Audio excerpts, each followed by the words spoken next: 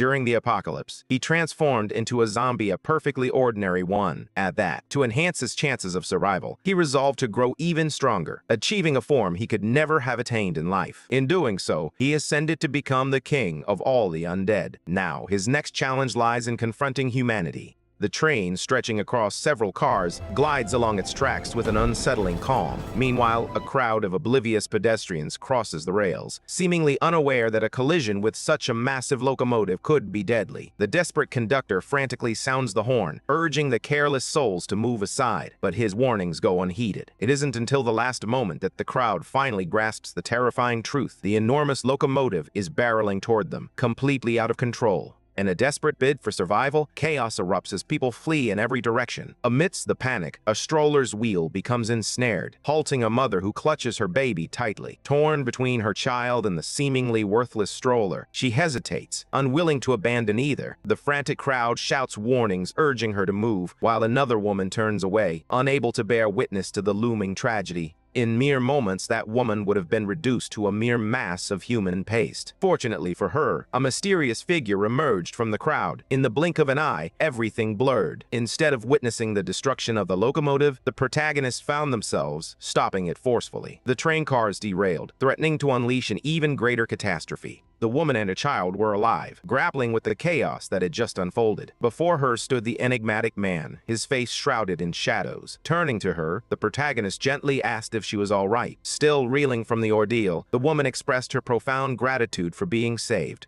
But her gratitude swiftly transformed into sheer terror. Even the infant in her arms was frozen in fear. The creature before them resembled a zombie in every way. The woman's desperate scream pierced the air. The protagonist's name is Zombie, and it's fitting he is, quite literally, a zombie. He had just awakened, slowly rising from his bed, grappling with the uncertainty of his own existence, and the moment he had transformed into this creature. Yet, despite it all, he held on to a dream, one that mirrored the hopes of any ordinary person. He yearned to forge friendships with humans, to put an end to discrimination. With that aspiration guiding him, he dedicated himself tirelessly each day, convinced that through sheer effort, he would one day make it a reality. His confidence remained unshaken, and he wholeheartedly believed in his dream. However, as he brushed his teeth, he lost yet another one after all. He was a zombie. In his relentless pursuit of that dream, he had long since lost track of how many lives he had touched. Meanwhile, a plane spiraled out of control, hurtling toward a stadium packed with terrified spectators. Panic erupted as the audience scrambled to evacuate, plunging the scene into chaos and mayhem. Then, a small child pointed out the unthinkable. The plane hadn't crashed as everyone had expected. Instead, that massive object had been halted by a single figure, leaving the entire crowd in stunned silence. Nearby, a building was engulfed in flames, fire raging uncontrollably as a desperate woman screamed that her children were still trapped inside. To the utter shock of the firefighters, a zombie suddenly emerged from the inferno, cradling 5 children in its arms.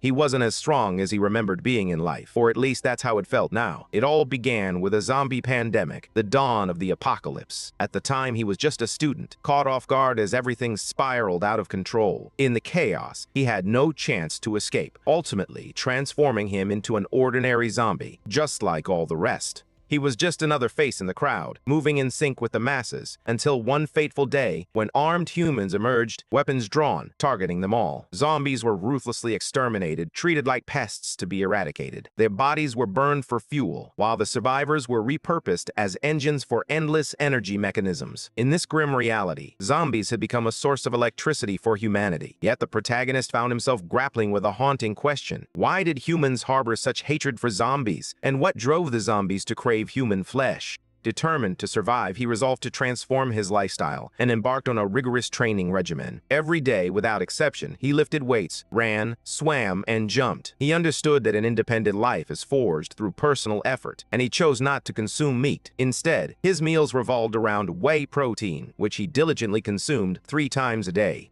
Despite his overwhelming exhaustion, he pushed himself to train late into the night. Eventually, his relentless efforts paid off, and he emerged as a force to be reckoned with, practically invincible, with a physique that was both striking and terrifyingly powerful. Armed with newfound strength and wisdom, he set his sights on the nearest human city, determined to change their perception of zombies. His desire was simple: to live within human walls and be a good zombie. Inside his home, he went about his daily chores, only to realize that his food supplies had run dry. It was time to venture out to the market for a much-needed restock. The day outside was beautiful, with a clear and bright sky beckoning him. He made his way to the familiar market, ready to replenish his supplies. The clerk who assisted him inquired if wearing the mask constantly was uncomfortable. The protagonist responded, surprising her that it was actually quite comfortable. Meanwhile, the employees headed to the truck to load his purchased goods. A suspicious glint caught his eye, revealing that he was being watched. A group of journalists lingered nearby, eager to confirm if it was truly him. They were eager to uncover what lay beneath the mask, diligently searching for any clues about the zombie's identity. As he held a flyer in his hand, he realized that one of his friends was once again in the spotlight. That friend was Goo, who had likely managed to provoke humanity yet again. The cameraman couldn't help but wonder if this was truly the same person who had once stopped an airplane with his bare hands, while his boss conceded that they might be mistaken.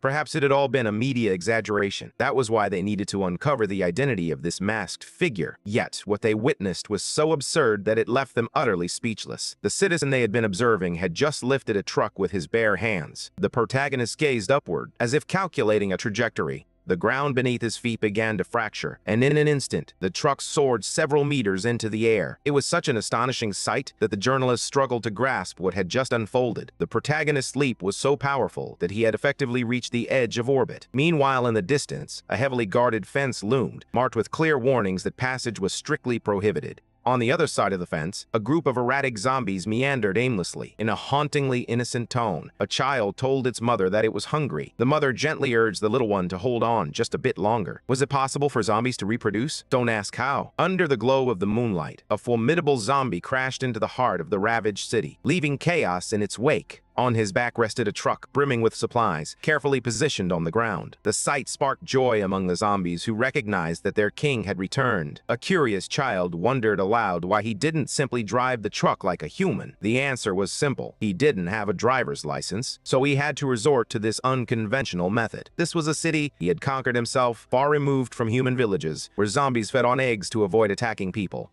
Turning to the child, he inquired about the whereabouts of Goo and the others. The little one replied that they were all in the hotel hall. The protagonist made his way there, eager to reunite with these extraordinary beings. Upon entering, he was struck by the sheer presence of those gathered. Each one radiated an immense threat level. The mere assembly of such powerful entities was a calamity in itself. What was even more astonishing, however, was that they all greeted him as their supreme majesty. Handing a flyer to one of his subordinates, he revealed that Goo was once again being hunted by humans. The powerful creature expressed his regret, admitting that he always lost control whenever he encountered a human. The protagonist settled onto his sofa, contemplating the situation. One of his subordinates reported that their numbers were increasing, but to remain hidden from humans, they had already relocated several times. The most reckless among them was itching to start a massacre, eager to rev up his chainsaw at any moment. As he voiced his intentions, the protagonist interjected, cautioning that humans could be unpredictable. But before the conversation could deepen, a strange sound pierced the air above the city. An aircraft was hurtling toward them at breakneck speed. Inside, a woman sat calmly, flanked by two exceptionally well-mannered twins.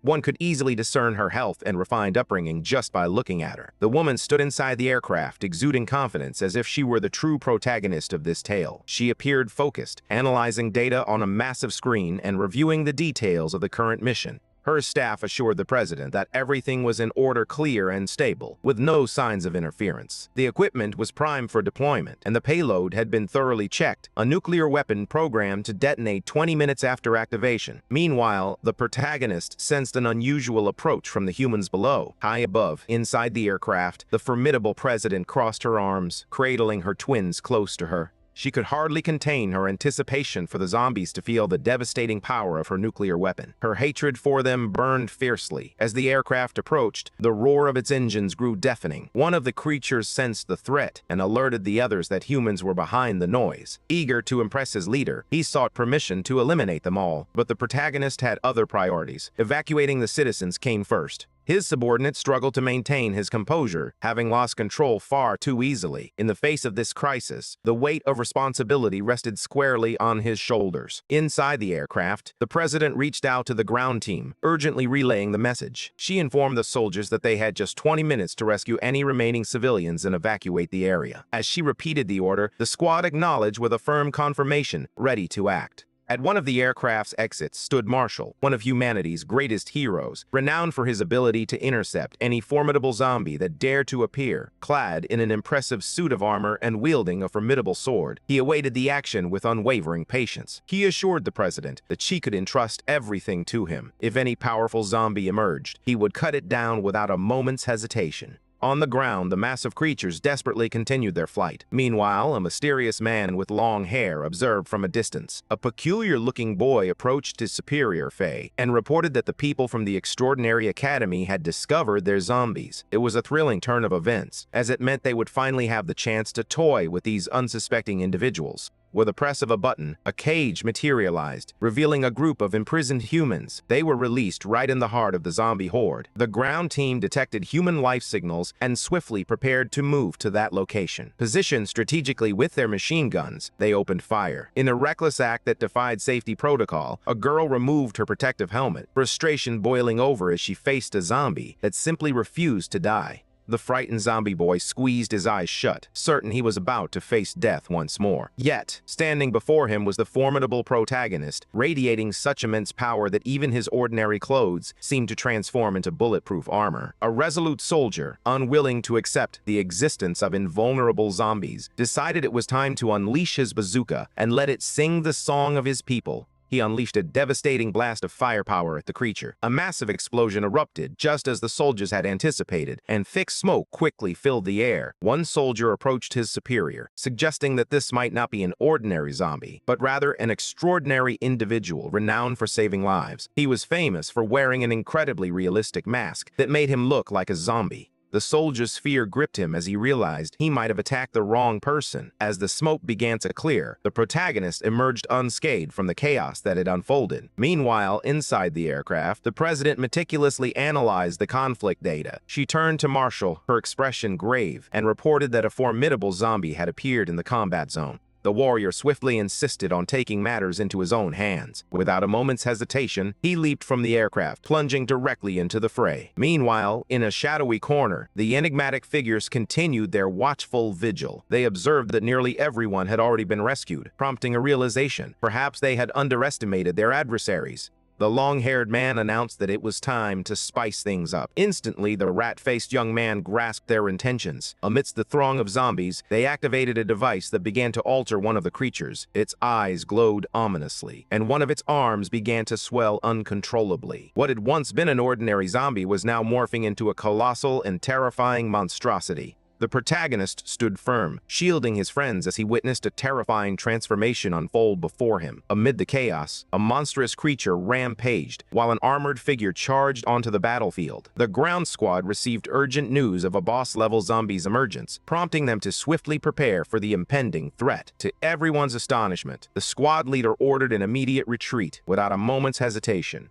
However, his intentions soon became clear, though they were still tinged with remorse. If his goal was to save that extraordinary person, he had no other choice. Cradling the protagonist in his arms, he moved further away from the heart of danger. He carefully placed him inside the evacuation vehicle. Once they were secure in the armored transporter, he urged the driver to accelerate immediately. There were lives to save. The vehicle roared to life, speeding away with a high-pitched screech. Inside the military truck, the girl couldn't contain her curiosity about the masked figure. Who is he? And why does he always wear that mask? She asked, her eyes wide with intrigue. Caught off guard by her directness, the protagonist struggled to find an answer. Meanwhile, chaos reigned on the battlefield as the ground troops stood frozen in disbelief. The monstrous zombie had just lifted an entire bus with ease. Its strength was so overwhelming that it twisted the vehicle toward the soldiers as if it were made of paper. Just as disaster loomed, a samurai warrior appeared on the battlefield. With a single swing of his blade, he sliced the bus cleanly in two. The wreckage crashed to the ground, showcasing the precision of his strike. The soldiers erupted in cheers.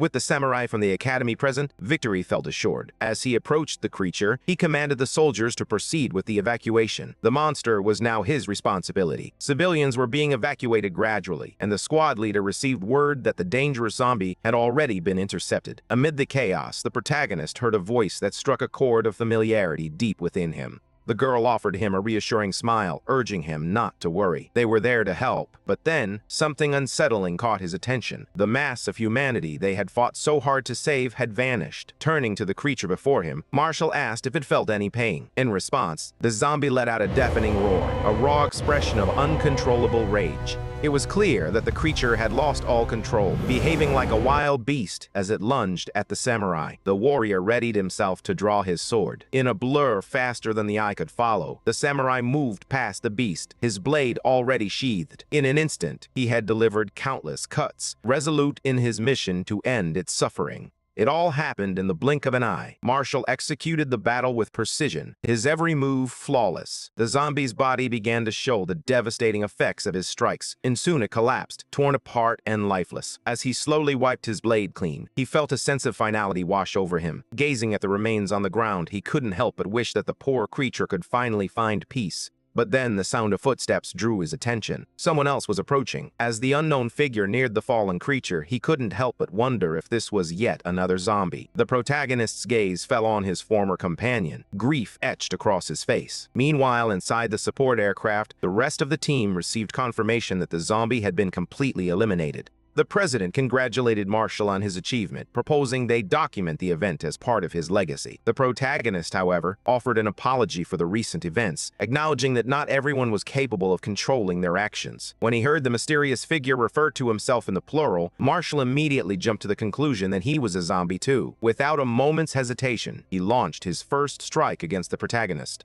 At that moment, the support team detected the emergence of yet another boss-level zombie. The young officer dismissed it with a shrug, assuring everyone that there was no need for concern. Just give Marshall the order, and he would handle it. But the girl was already gripped by fear. The samurai's signal had vanished without a trace. It had all happened so quickly that even the president began to feel a sense of unease about what might have transpired. Marshall's face bore the marks of a brutal blow, his body suspended from the top of a streetlight, stripped of the armor that once protected him. His life signals flickered weakly, a testament to the severe damage he had endured. The situation for the remaining humans was growing increasingly desperate, with evacuation efforts still incomplete. As he surveyed the unfolding crisis, the president's anger boiled over, a deep and genuine fury igniting within him. Someone had to act to avert disaster. Shocking her entire team, she leaped from the aircraft, plunging straight into the fray. Her teammates shouted in alarm, warning her of the recklessness of her decision. She couldn't possibly face this alone. But as she descended, she was already gearing up for her first strike, resolute in her determination to gauge the creature's strength firsthand. The protagonist was taken by surprise. He hadn't anticipated encountering another human so soon. The president, however, was even more bewildered. Her blade had shattered as if it were made of glass. She paused, trying to grasp the reality of the situation, while the protagonist merely felt a faint poke on his head. Now, genuine fear washed over her as she struggled to understand what kind of being could possess a body as unyielding as steel. Realizing he was far stronger than she had initially thought, she began to distance herself from him. Her team cautioned her that, due to the overwhelming power of her initial strike, they couldn't send reinforcements to help. Sheathing the remnants of her shattered blade, the president reassured them that she was fine. Seizing this fleeting moment, the protagonist attempted to apologize, mentioning that he had already done so with the samurai. She was taken aback by his ability to speak, realizing that this creature must be some sort of mutant. This revelation only compelled her to draw an even more formidable weapon. With her enchanted blade at the ready, the president braced herself for another devastating strike. Meanwhile, the protagonist felt a surge of desperation. He didn't want to fight. He wished she would simply listen. Filled with determination, the president boldly declared that he could face the edge of her sword. Her initial attack fell short, easily dodged by him. Yet this was far from the end of their clash. She swiftly repositioned herself, now lurking behind him. He sensed her presence, ready to strike again. Executing one of her signature moves, the president unleashed a sweeping slash. Her blade cut through everything in its path, leaving destruction in its wake. Yet, in a stunning display of agility, the protagonist evaded the attack with a matrix-like grace. The force of the strike was so immense that even the surrounding buildings bore the brunt of the damage. Everything unfolded in a blur, and the protagonist couldn't help but feel a surge of admiration for her incredible combat prowess. The president's frustration mounted as she believed the creature was simply toying with her. Nearby, soldiers worked tirelessly to retrieve injured samurai, one of whom had been so brutally beaten that he could barely utter a word. At last, the president received confirmation that the evacuation had been successfully completed. Now, she too could make her retreat. Deeply immersed in the chaos of battle, one of her assistants urgently inquired if she had heard the order. But by that time, she and the protagonist were already sprinting through the desolate city, moving like shadows. The protagonist did everything in his power to escape the wrathful woman, while the president's fury intensified, realizing that the creature had no intention of fighting back. He realized that if he didn't make a run for it, she would never stop trying to bring him down. With a few agile leaps, the protagonist quickly put some distance between them. This only intensified her rage. Now she was resolved to unveil the second extension of her techniques. In that instant, her legs transformed to reveal prosthetics, and steam began to billow from her body. Now fully powered, the president leaped a tremendous distance in a single bound. The protagonist, believing he had made a clean escape, was caught off guard by her sudden reappearance. With fury blazing in her eyes, she unleashed another devastating attack. After executing her strike, she landed heavily on the ground. Moments later, the protagonist followed suit, crashing down like a sack of potatoes. Convinced her target was thoroughly eliminated, the president sheathed her sword and commanded the aircraft to descend for retrieval. Among those present, the most disheartened was the rat-faced man. After all, every single citizen had been evacuated safely. Yet, the story was far from over. They still had a spy lurking within their organization. The rescued civilians erupted in celebration, their relief palpable after a successful escape. Meanwhile, inside the cockpit, the pilot's instincts kicked in as he sensed something amiss. Turning to the side, he was confronted with a chilling sight. Someone had pressed a button that threatened them all. The nuclear warhead within the aircraft had been launched. Now it was descending, aimed directly at the survivors below. Oblivious to the impending danger, the civilians continued their celebration, believing the mission had concluded. The pilot swiftly alerted the crew that they should be celebrating. But with a chilling twist, there was a spy among them, and the warhead had been deployed. The crew was left in stunned silence, grappling with the grim reality. Meanwhile, the rescued civilians were gripped by sheer terror as the truth sank in. There was little time to warn the president about the traitor in their midst. She needed to escape immediately. Yet the sheer horror of the situation left her paralyzed. A nuclear bomb was hurtling toward the city, and nothing could stop it now. They were doing everything possible to minimize the damage, but extracting the president had become their top priority. She attempted to activate her prosthetic enhancements, but a sinking feeling washed over her. Something was terribly wrong. Time was slipping away, and the president remained outside the aircraft. In that critical moment, she fought to engage the acceleration of her prosthetics, only to realize that their battery had been completely drained during her battle with a mutant she had ultimately failed to defeat.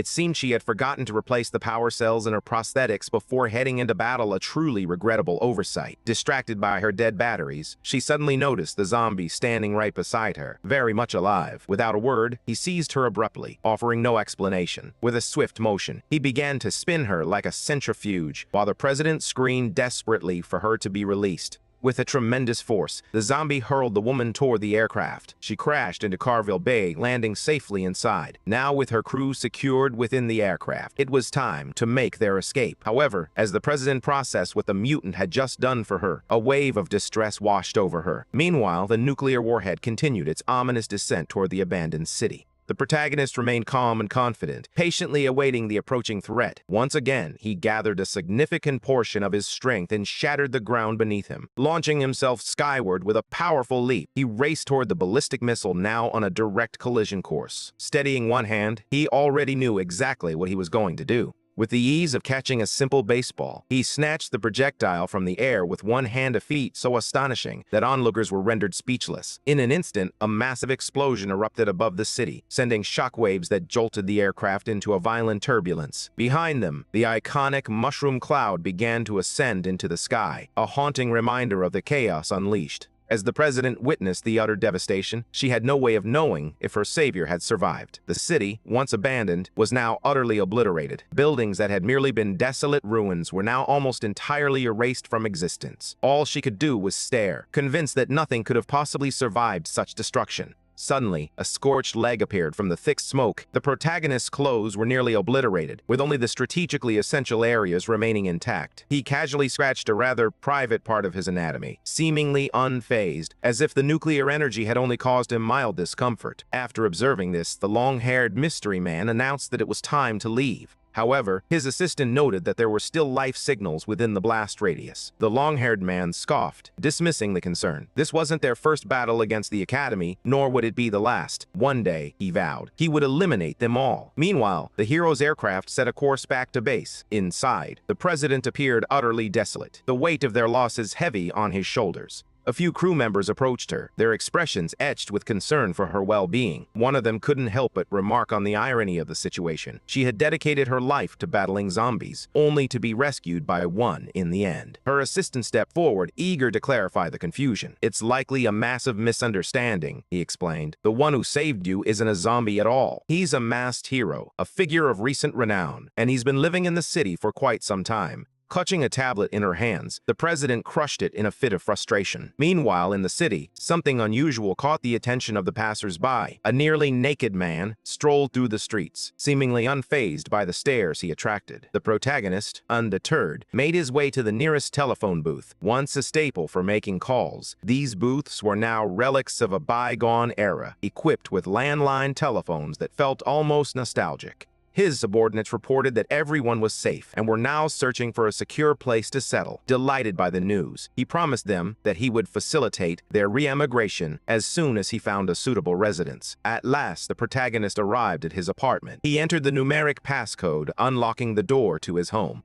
Inside the intelligence center, the city's surveillance cameras had finally revealed the location of the masked man. The protagonist glanced sideways, still bewildered by the unfolding events. The women in the room shared his shock as they watched the monitor. The masked man was practically half naked. Once he returned to his apartment, the protagonist hung clothes out to dry, trying to shake off the chaos of the day. Meanwhile, inside, he continued his workout, drawing motivation from a photograph nearby. In it, he stood proudly with the strongest of his allies, a reminder of their bond. He hoped they had found his safe haven, as he longed for the day they would reunite. Suddenly, the president burst through his apartment door, catching him off guard. With a commanding presence, she ordered her men to remove every single piece of furniture. Nothing was to be left behind. Without hesitation, they followed her orders. Shocked, the protagonist demanded to know who they were, threatening to call the police. The president calmly held out a piece of paper, urging him to grasp the significance of the message. They were from the Academy of the Beyond, and they had come to deliver the news. He had been accepted.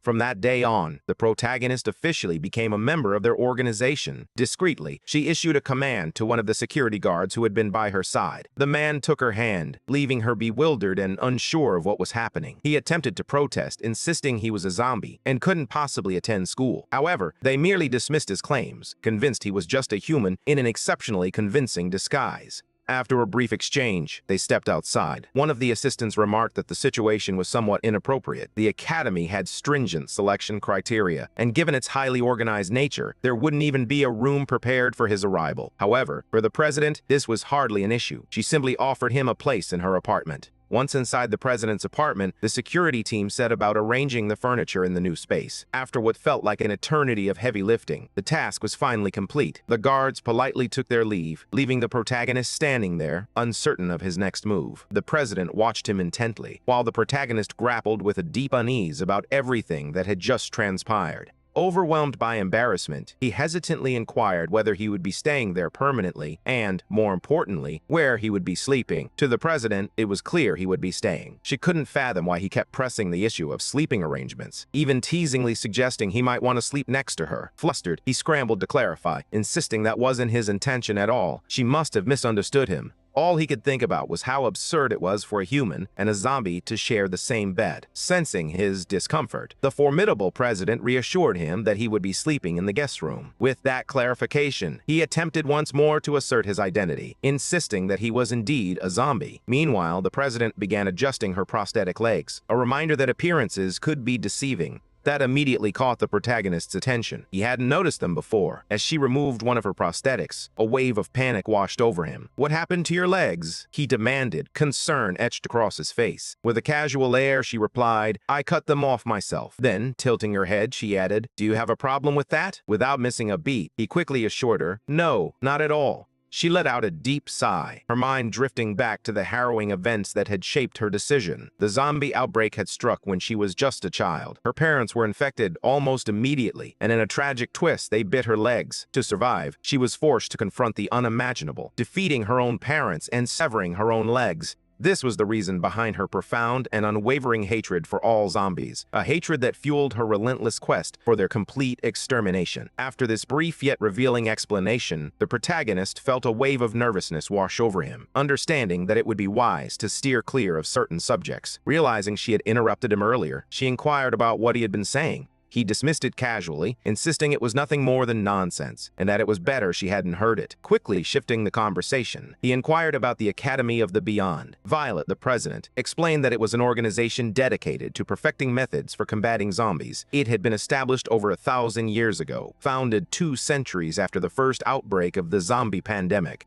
Its sole purpose was to battle the creatures, and over the centuries it had nurtured countless talents. The protagonist's memories were hazy, but one thing was clear. He had become a zombie during the very first outbreak. Reflecting on this, he realized he had been a zombie for nearly a millennium. Violet urged him to be ready for what lay ahead the following day. She had leveraged her connections to secure his immediate enlistment. His expression was one of deep distrust. More than anything, he wanted to avoid showing up. But Violet had made it clear running away was not an option. This was no ordinary organization. Attempting to escape would set off a massive investigation into his identity. At last, she unveiled her name, Violet. She also mentioned that a girl named Dawn would be escorting him to the academy the following day, adding that they were already acquainted. Intrigued, the protagonist insisted he didn't know anyone named Dawn. Just then, he spotted a familiar head of hair in the distance, paired with slightly revealing attire. Dawn greeted the new student with a polite smile, while the protagonist struggled with his own turmoil. He stared at her, unable to place her, which only heightened his irritation. He had completely blanked on everything that happened inside the armored vehicle. In truth, he remembered it all too well. But in his memories, she had seemed much smaller. Upon hearing this, Dawn struggled to suppress her frustration at her future classmates' apparent cluelessness. She urged him to hurry. The entrance exam was fast approaching. Together, they climbed the stairs leading to the plaza in front of the academy. He was unaware that he wouldn't actually have to take the exam. Dawn reassured him that it was essential to assess the students' physical abilities and their skills in exterminating zombies. She referenced an old world record for the 100-meter dash as a benchmark. To gain acceptance into the academy, one had to run faster than that record. Suddenly, the name Academy of the Beyond took on new meaning for Dawn. He realized he should have understood that this was a place for extraordinary individuals. In his mind, however, the academy was likely filled with lunatics. This academy felt more like a glorified asylum. Welcome banners fluttered in the breeze, and a massive crowd of students had gathered for the exam. As Dawn scanned the scene, she couldn't shake the feeling that it all seemed genuinely perilous. With so many bodies pressing in around her, she decided to climb onto her classmates' shoulders for a better view. An irate man, perhaps fueled by his baldness, shouted at her to be quiet, insisting that people like them should keep their distance. As their argument escalated, the protagonist pondered whether someone capable of lifting an entire airplane should even need to take the exam. But it wasn't that straightforward. Many individuals present were capable of such extraordinary feats. And then, there was one small detail to consider.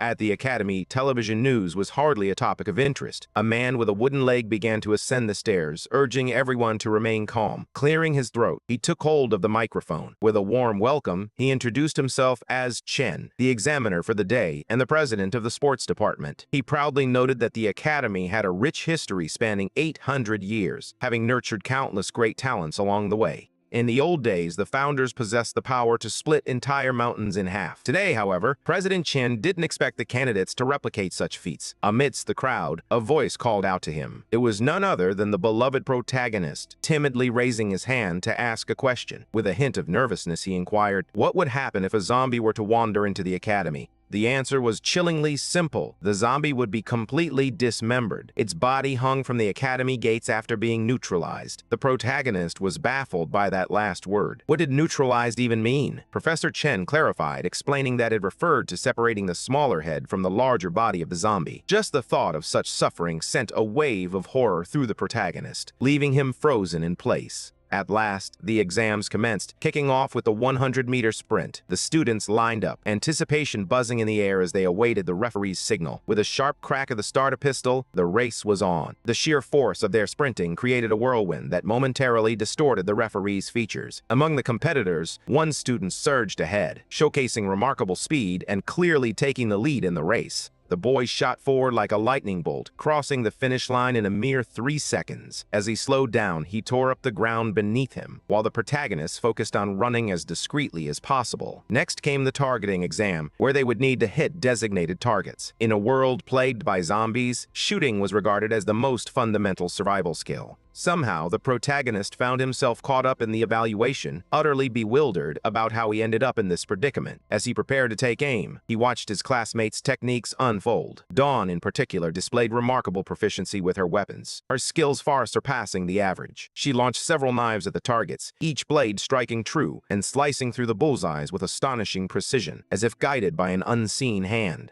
After achieving such a flawless result, she flashed a small smile, having passed the exam with flying colors. Meanwhile, the protagonist grappled with the challenge of properly using a firearm. He couldn't help but notice the energetic demeanor of the other examiners, which gradually eased his nerves. He recalled Director Chen's words, reminding himself that he was likely the only zombie in the entire city. The next test was a straightforward throwing event. Candidates were required to hurl objects a minimum of 80 meters to pass, with throws of 100 meters or more elevating them to the top tier. As the first few candidates stepped up, it became clear that this challenge was tougher than the previous ones, and some students began to falter. The director summoned the next group, and the protagonist found himself surrounded by these unpredictable competitors. To avoid drawing too much attention, he meticulously controlled his strength. As he completed the tests, Director Chen scrutinized the protagonist's statistics, realizing he was only doing the bare minimum to pass. Yet, he had received a direct message from Violet, who had assured him that this boy was exceptionally strong. Trusting the president's word, Director Chen was convinced that this young man was destined for greatness. The only explanation for his underwhelming performance was that he was intentionally feigning weakness. As the final test approached, one of the candidates stepped forward, poised to launch his spear. He concentrated, channeling his energy into the projectile, and with a swift motion, the spear shot through the air like a bullet. It raced toward its target with astonishing speed, but unfortunately, it struck the training dummy in a particularly vulnerable spot.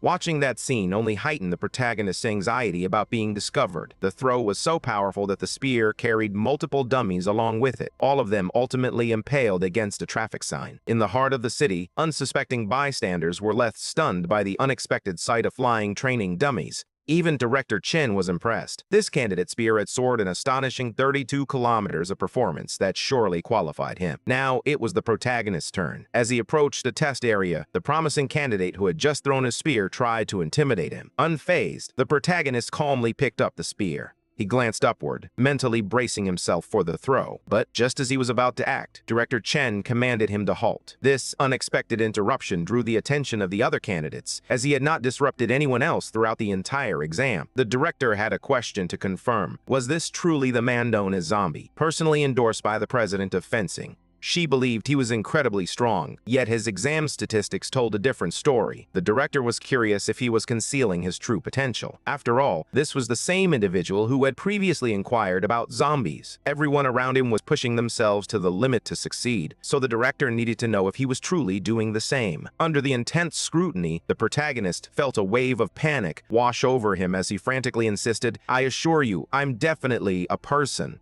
Without a doubt, he was a real human being. If that were the case, then the director had instructed him to demonstrate the full extent of his potential. He didn't need to exceed 32 kilometers. Throwing at least 10% of that would be enough to qualify. If he failed, the director would suspect he had deceived the president, branding him a potential spy one who would face severe consequences. Terrified, the protagonist's mind raced. He still harbored a deep fear of humans, having spent centuries evading them. The thought of being enslaved again haunted him, yet he had persevered all this time with a singular purpose. With newfound determination, he resolved to hurl the spear as far as he could. The unusual interaction with the director had drawn all eyes to him, heightening the tension in the air. For the first time during the exam, he focused with unwavering determination. Memories of his grueling strength training flooded his mind, the sting of the bench press, the relentless struggle of countless failed bicep curls. The raw power within him surged, building so intensely that the ground beneath him began to fracture. Then, with a fierce throw, he launched the spear. A colossal shockwave erupted from the impact, sending a ripple of intimidation through the other candidates.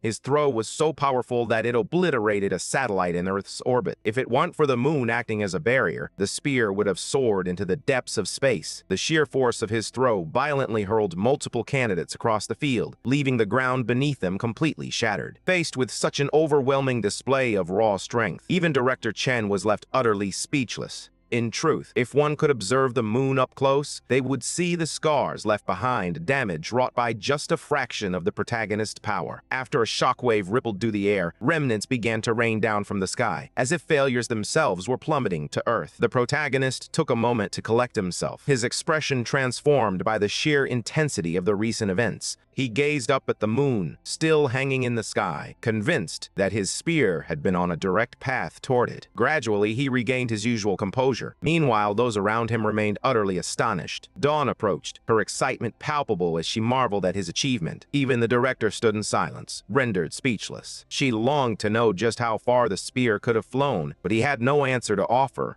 He had simply done his best. Meanwhile, in the vastness of space, a fragment of the moon drifted aimlessly, transformed into a lonely asteroid. It was far from pleased with its current predicament. Now that he had officially qualified the protagonist, he hoped to finally return home. However, Dawn found that notion absurd. With such power at his disposal, he could one day become president. Filled with excitement about his potential, she asked if he understood just how much power a president could wield. As he pondered this, he realized he knew very little about human society. The most striking example was Violet herself. Her authority enabled her to command the vast army, giving her access to even nuclear weapons. Moreover, she held supreme authority over a city of 30 million people. Though an elected official technically held the title, he was merely a secretary. The true power lay with her. The protagonist tried to point out that he already governed his own city, but Dawn dismissed him entirely, steering him in a different direction. They soon arrived at the biotechnology department, the hub where special weapons were forged, also known as the logistics department. As they wandered through the facility, something unusual caught the protagonist's attention. Before him lay a small photograph of a seemingly happy family. This picture belonged to Professor Jamie, who was thought to be dead. Once the president of this department, he had spiraled into obsession after losing his wife, diving headfirst into wild experiments that blurred the lines between humanity and the undead.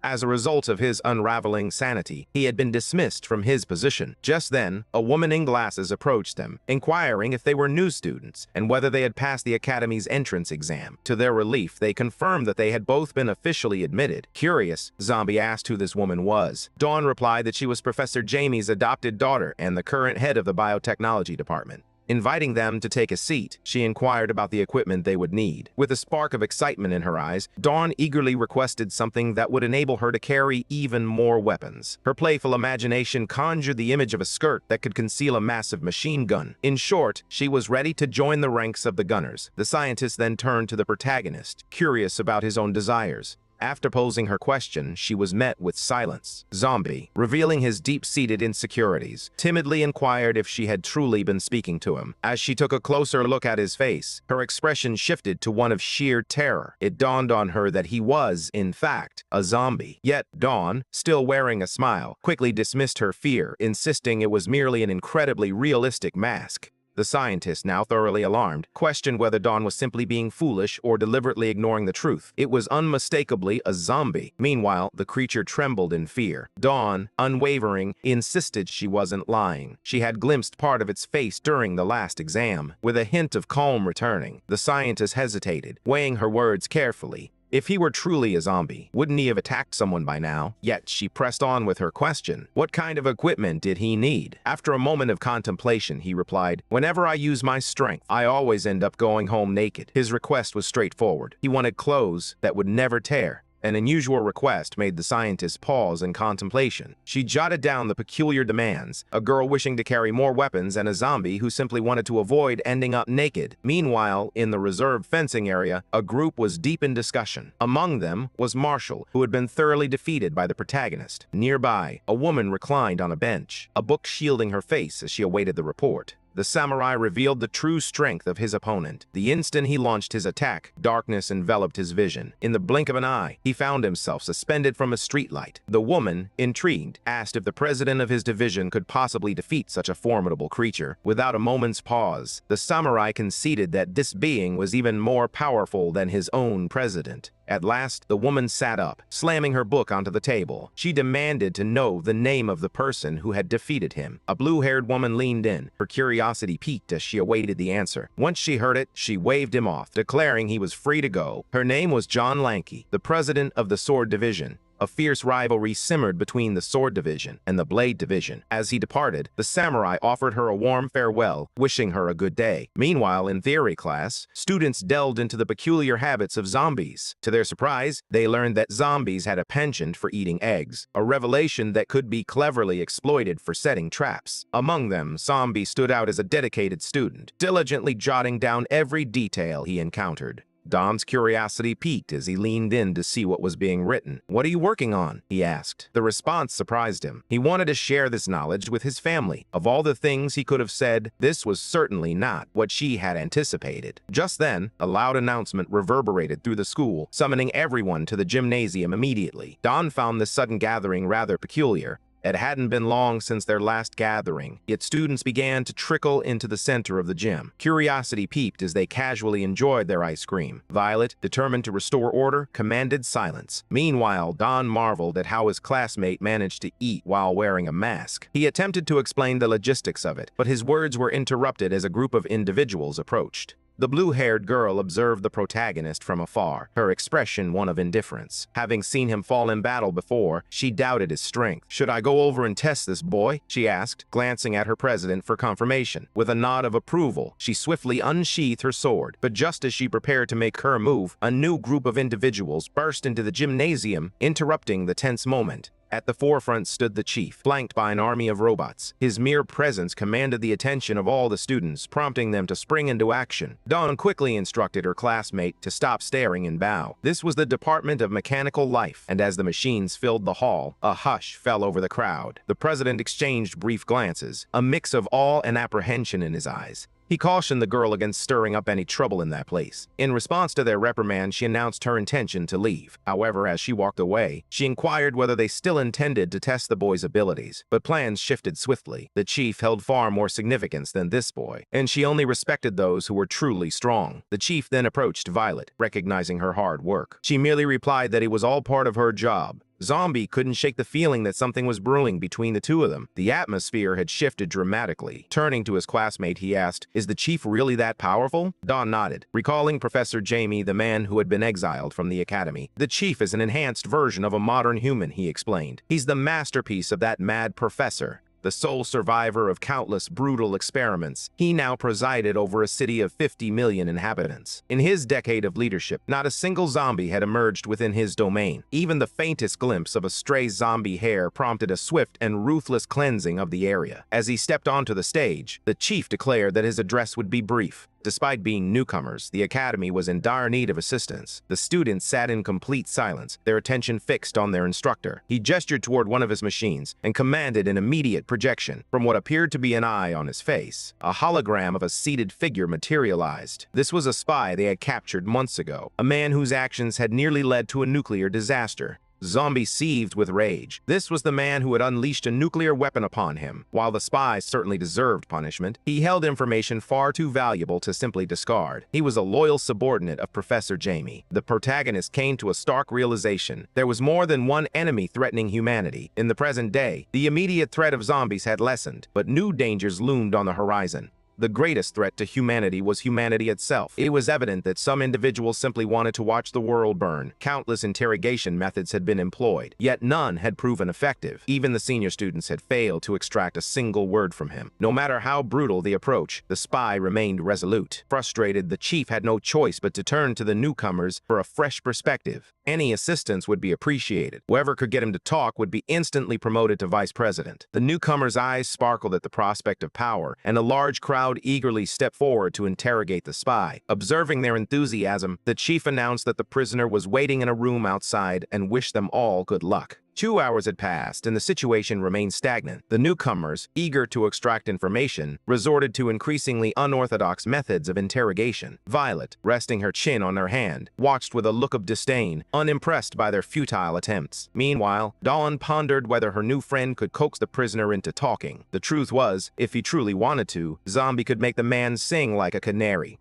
Hearing those words only fueled Dawn's excitement. Raising her hand, she called for the chief's attention, declaring that her friend had a method to make the spy talk. With nothing to lose, the chief promptly led them to the interrogation room. Yet, amid her enthusiasm, Dawn couldn't shake the feeling of Zombie's sudden loneliness. It felt oddly out of place. Until now, he had been trying to remain unnoticed. Zombie's subordinates were typically obedient, but recently a few had begun to lose their grip. Perhaps this year would bring some clarity. As he entered the room, he found himself face to face with the prisoner. On the opposite side, the spy showed no signs of surprise. He merely acknowledged the arrival of yet another visitor. The protagonist stepped forward, his gaze locked onto the prisoner, who regarded him with wary eyes. They held each other's stare in silence for a brief moment. The spy, convinced that the academy had exhausted its pool of interrogators, firmly declared that he would never betray his brother Faye. But as soon as the words left his lips, Zombie sprang into action. In an instant, he made a swift, precise cut on the spy's arm.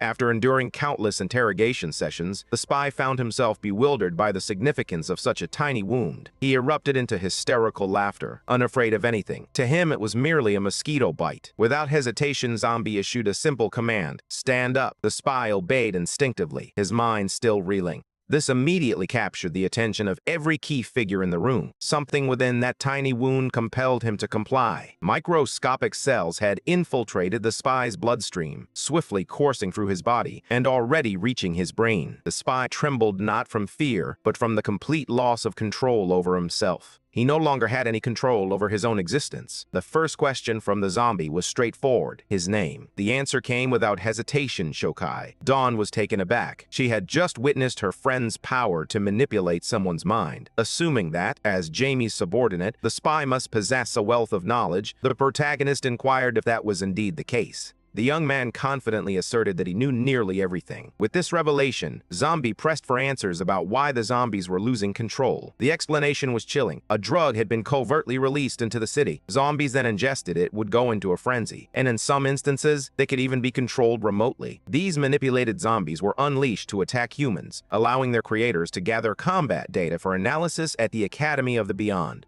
The protagonist pressed for answers, demanding to know the reason behind their actions. The spy, uncertain of the complete truth, could only share that his superior was filled with enthusiasm. Jamie was busy collecting vital information for an undisclosed purpose. When asked about Jamie's current whereabouts, the spy disclosed that he was stationed in a secret base, 500 meters underground beneath a city-like structure. Upon hearing this, Zombie commanded the spy to turn his back to him. As he exited the room, he muttered in a guttural tone, lamenting that humans were hateful creatures. He warned that the virus nestled in the spy's brain could extinguish his life at any moment. Yet he harbored a flicker of hope that the man could alter his fate. The spy grasped the weight of his words as the door closed behind the protagonist. Meanwhile, Professor Jamie was precisely where the spy had indicated. They had received intel that their captured agent had divulged crucial information. The Academy of the Beyond likely knew their exact location now, yet Jamie remained lost in thought. This revelation didn't concern him. Their research had to continue. In fact, he felt a sense of anticipation at the thought of the Academy coming to him.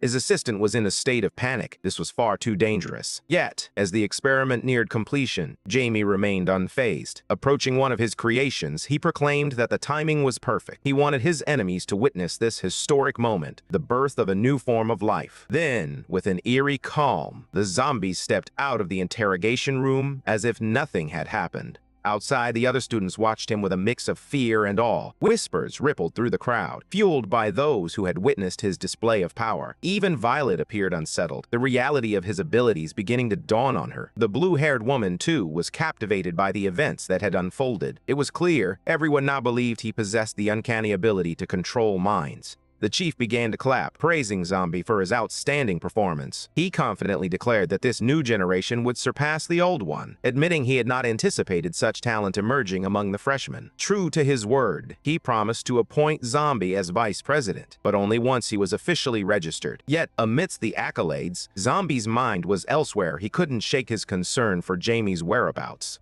The chief, however, was confident he wouldn't escape. They continued their walk, closely monitored by the blue-haired woman. Her subordinate found the situation odd. There was no established procedure for becoming vice president. Curiosity piqued. They decided to follow. The group ventured into an isolated industrial zone. Zombie was bewildered as to why they had come here. He had assumed they were simply heading to complete his registration. Suddenly, the chief turned to him and asked, "When did you learn to speak human language?" It was clear he knew Zombie was, in fact, a zombie. Confusion washed over Zombie. Was the chief really addressing him? As he turned to face him, the chief raised his weapon, tension crackling in the air. "Yes, I'm talking to you," he said before pulling the trigger. A powerful shot struck Zombie directly. The blue-haired woman and her subordinate, hidden nearby, nearly caught the brunt of the blast. By some miracle, they emerged unscathed. The weapon used was the chief's tachyon cannon, a device capable of disintegrating any form of matter.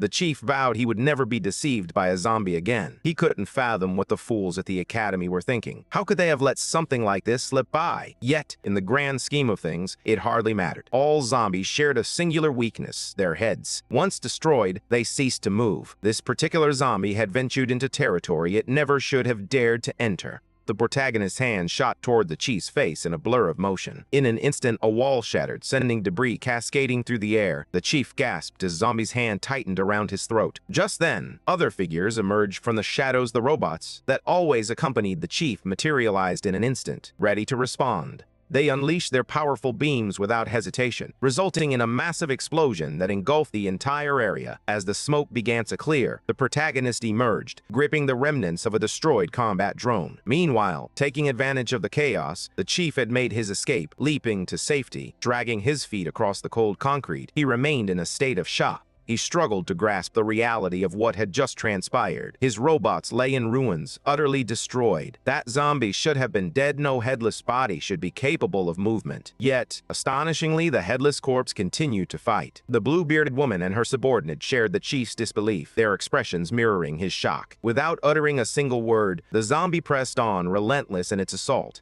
The chief had to remain entirely focused, having narrowly escaped decapitation himself. Remarkably, he dodged every attack aimed at him, buying precious time to prepare his cannon once more. He fired a new shot, but this time he missed his target completely. Confusion washed over him as he struggled to comprehend how this headless zombie could be so agile. There was no time for hesitation. He had to concentrate on staying alive. He quickly created distance to evade the zombie's attack. While his subordinate believed he was faltering, the blue-haired woman confidently remarked that the chief was only warming up. Men like him thrived on showcasing their overwhelming strength. It was wise to step back and avoid getting swept up in the chaos. At last, something began to take shape on the zombie's body. His head fully regenerated, leaving everyone in stunned silence. The protagonist seized the moment, suggesting they talk, assuring them he meant no harm to anyone present. The chief remained quiet for a long moment, suddenly aware of a light wound on his neck. Realizing that the zombie's true intention was to seize control of his mind, he resolutely refused to comply. He shed his coat, unveiling his robotic body model number 1. With a firm command, he summoned another robot, which began to approach him. As it drew nearer, its parts detached and seamlessly integrated with his own. A transformation was in progress, and all the protagonist could do was watch in awe.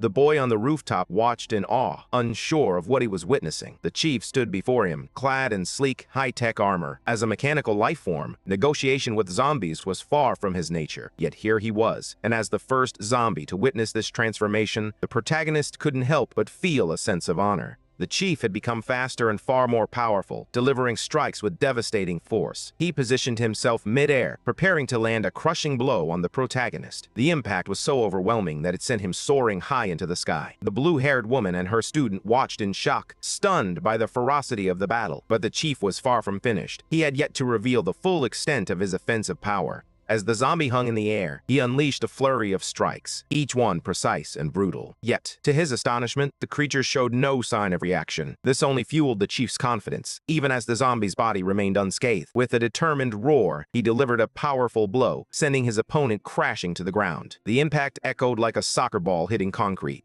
Moments later, the chief descended, his resolve clear: all zombies must be eradicated. He crossed his arms over his chest, channeling an energy that promised total annihilation. With a fierce determination, he unleashed a devastating energy beam, one that threatened to consume everything in its path. The blue-haired woman stood frozen, awestruck by the sheer magnitude of his power. It was the same beam he had unleashed earlier, but this time, its power was exponentially greater. Shockwaves rippled through the abandoned city, leaving nothing in their wake that could have withstood such an assault. The chief let out a heavy sigh, fatigue weighing on him from the effort he had just expended. He dared to hope that his enemy was finally vanquished. Yet, as he glanced up, he was met with an unexpected sight. His foe was strolling toward him, completely unfazed. The chief was in disbelief. This shouldn't be possible. For the first time in the battle, the protagonist had changed his approach. He let out a furious roar that reverberated through the air, sending debris flying in all directions. The blue-haired woman instinctively raised her arm to shield herself from the swirling dust, while the chief grimaced, covering his ears against the overwhelming sound.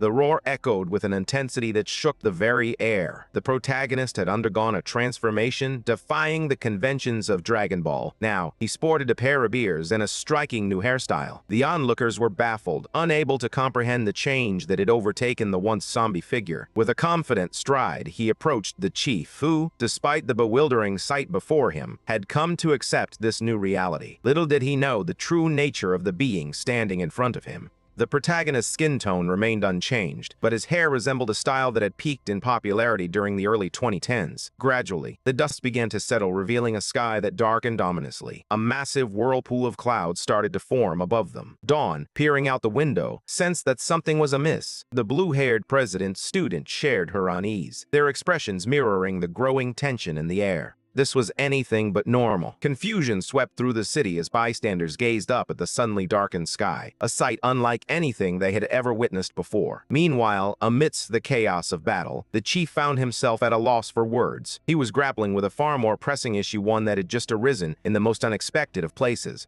The protagonist spoke, his voice steady. He had offered this arrogant human multiple chances to settle matters peacefully, but now he sought a specific answer. Did the chief truly yearn to uncover the truth about life after death? A palpable shift had occurred in his demeanor. The blue-haired woman felt a wave of dread wash over her. She understood the urgency. They had to leave at once. The chief, despite his fear, stood his ground. In his entire life, he had never felt threatened by anyone. There was no way that some ex-bald guy would be the first to intimidate him. Steeling himself, he challenged the creature to make a move. Meanwhile, the blue-haired woman and her student pressed on in their escape. The Academy's database held no record of a zombie like this, leaving them uncertain if they were truly safe yet. Just as she opened her mouth to speak, an object whizzed past them. The intensity of the battle was unlike anything they had ever encountered. The chief's body, battered and bruised, bore testament to the chaos that had unfolded. Now, he was nothing more than a broken, overconfident shell of his former self. The ex-ball protagonist observed calmly, fully aware that this human was no longer a threat. Even in his weakened state, the chief persisted, summoning more of his robotic models. They marched into battle without hesitation, devoid of fear or emotion.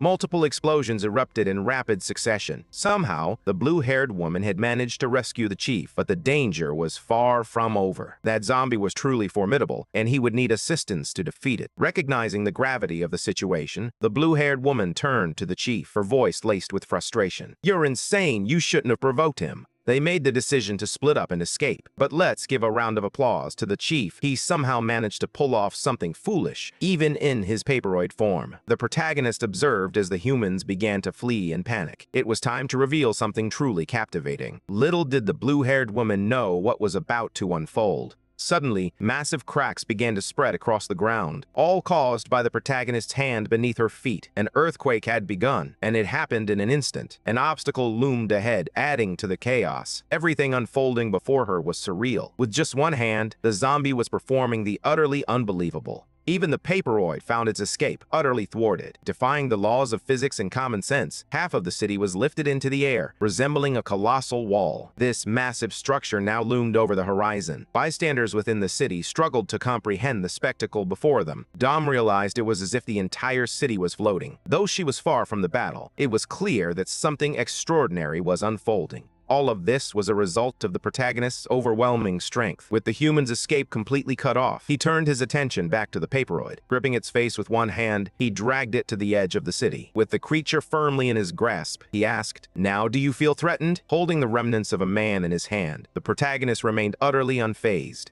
In the end, he confirmed what he had suspected all along. He couldn't control the mind of a robot. However, since the chief was still partly human, his brain must remain intact. He tightened his grip on the papyroid's skull. As they sent a command to the viral cells in his bloodstream, the virus began to infiltrate his brain. Suddenly, memories flooded back to him. From childhood, he had been an orphan, enduring countless bodily modifications, so many that almost nothing human remained within him. The protagonist was certain of one thing: this papyroid's life was a torment. Surviving had become more painful than death itself. As he pushed the creature over the edge of the cliff, he muttered, "Seeing those memories really ruined my mood." Fortunately, he didn't plummet to his death. The blue-haired woman intervened just in time. Having witnessed the entire harrowing encounter, she was left in shock, realizing that the zombie possessed the unsettling ability to read memories. With no options remaining, he vanished in an instant like a bolt of lightning. The following morning, he awoke in a state of panic. He realized he had once again lost control of his emotions. Transforming into that form was terrifying for him, and he had to keep reminding himself that he was a good and kind zombie. After packing his bags, he prepared to leave the human city. But just as he attempted to sneak away, Violet appeared, her voice sharp and demanding. "Where do you think you're going?"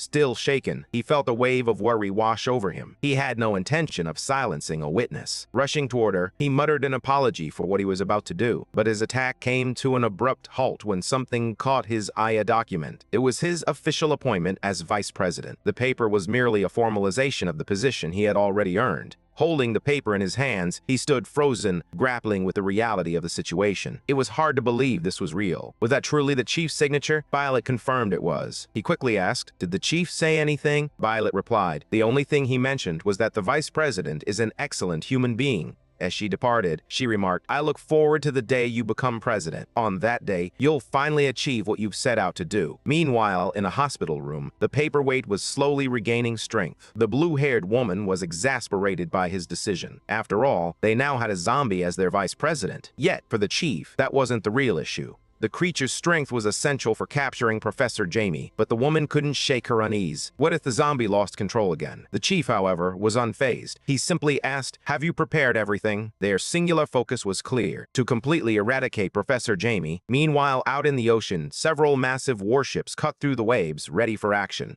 Meanwhile, at the zombie refuge, one of the undead was rallying the masses. He proclaimed that their king had been captured by the humans, the very pillar of their support. They couldn't afford to lose him like this. Gradually, more and more zombies began to embrace the idea of retaliation. Meanwhile, some of the other leaders merely observed Varmint's reckless fervor with a mix of skepticism and amusement.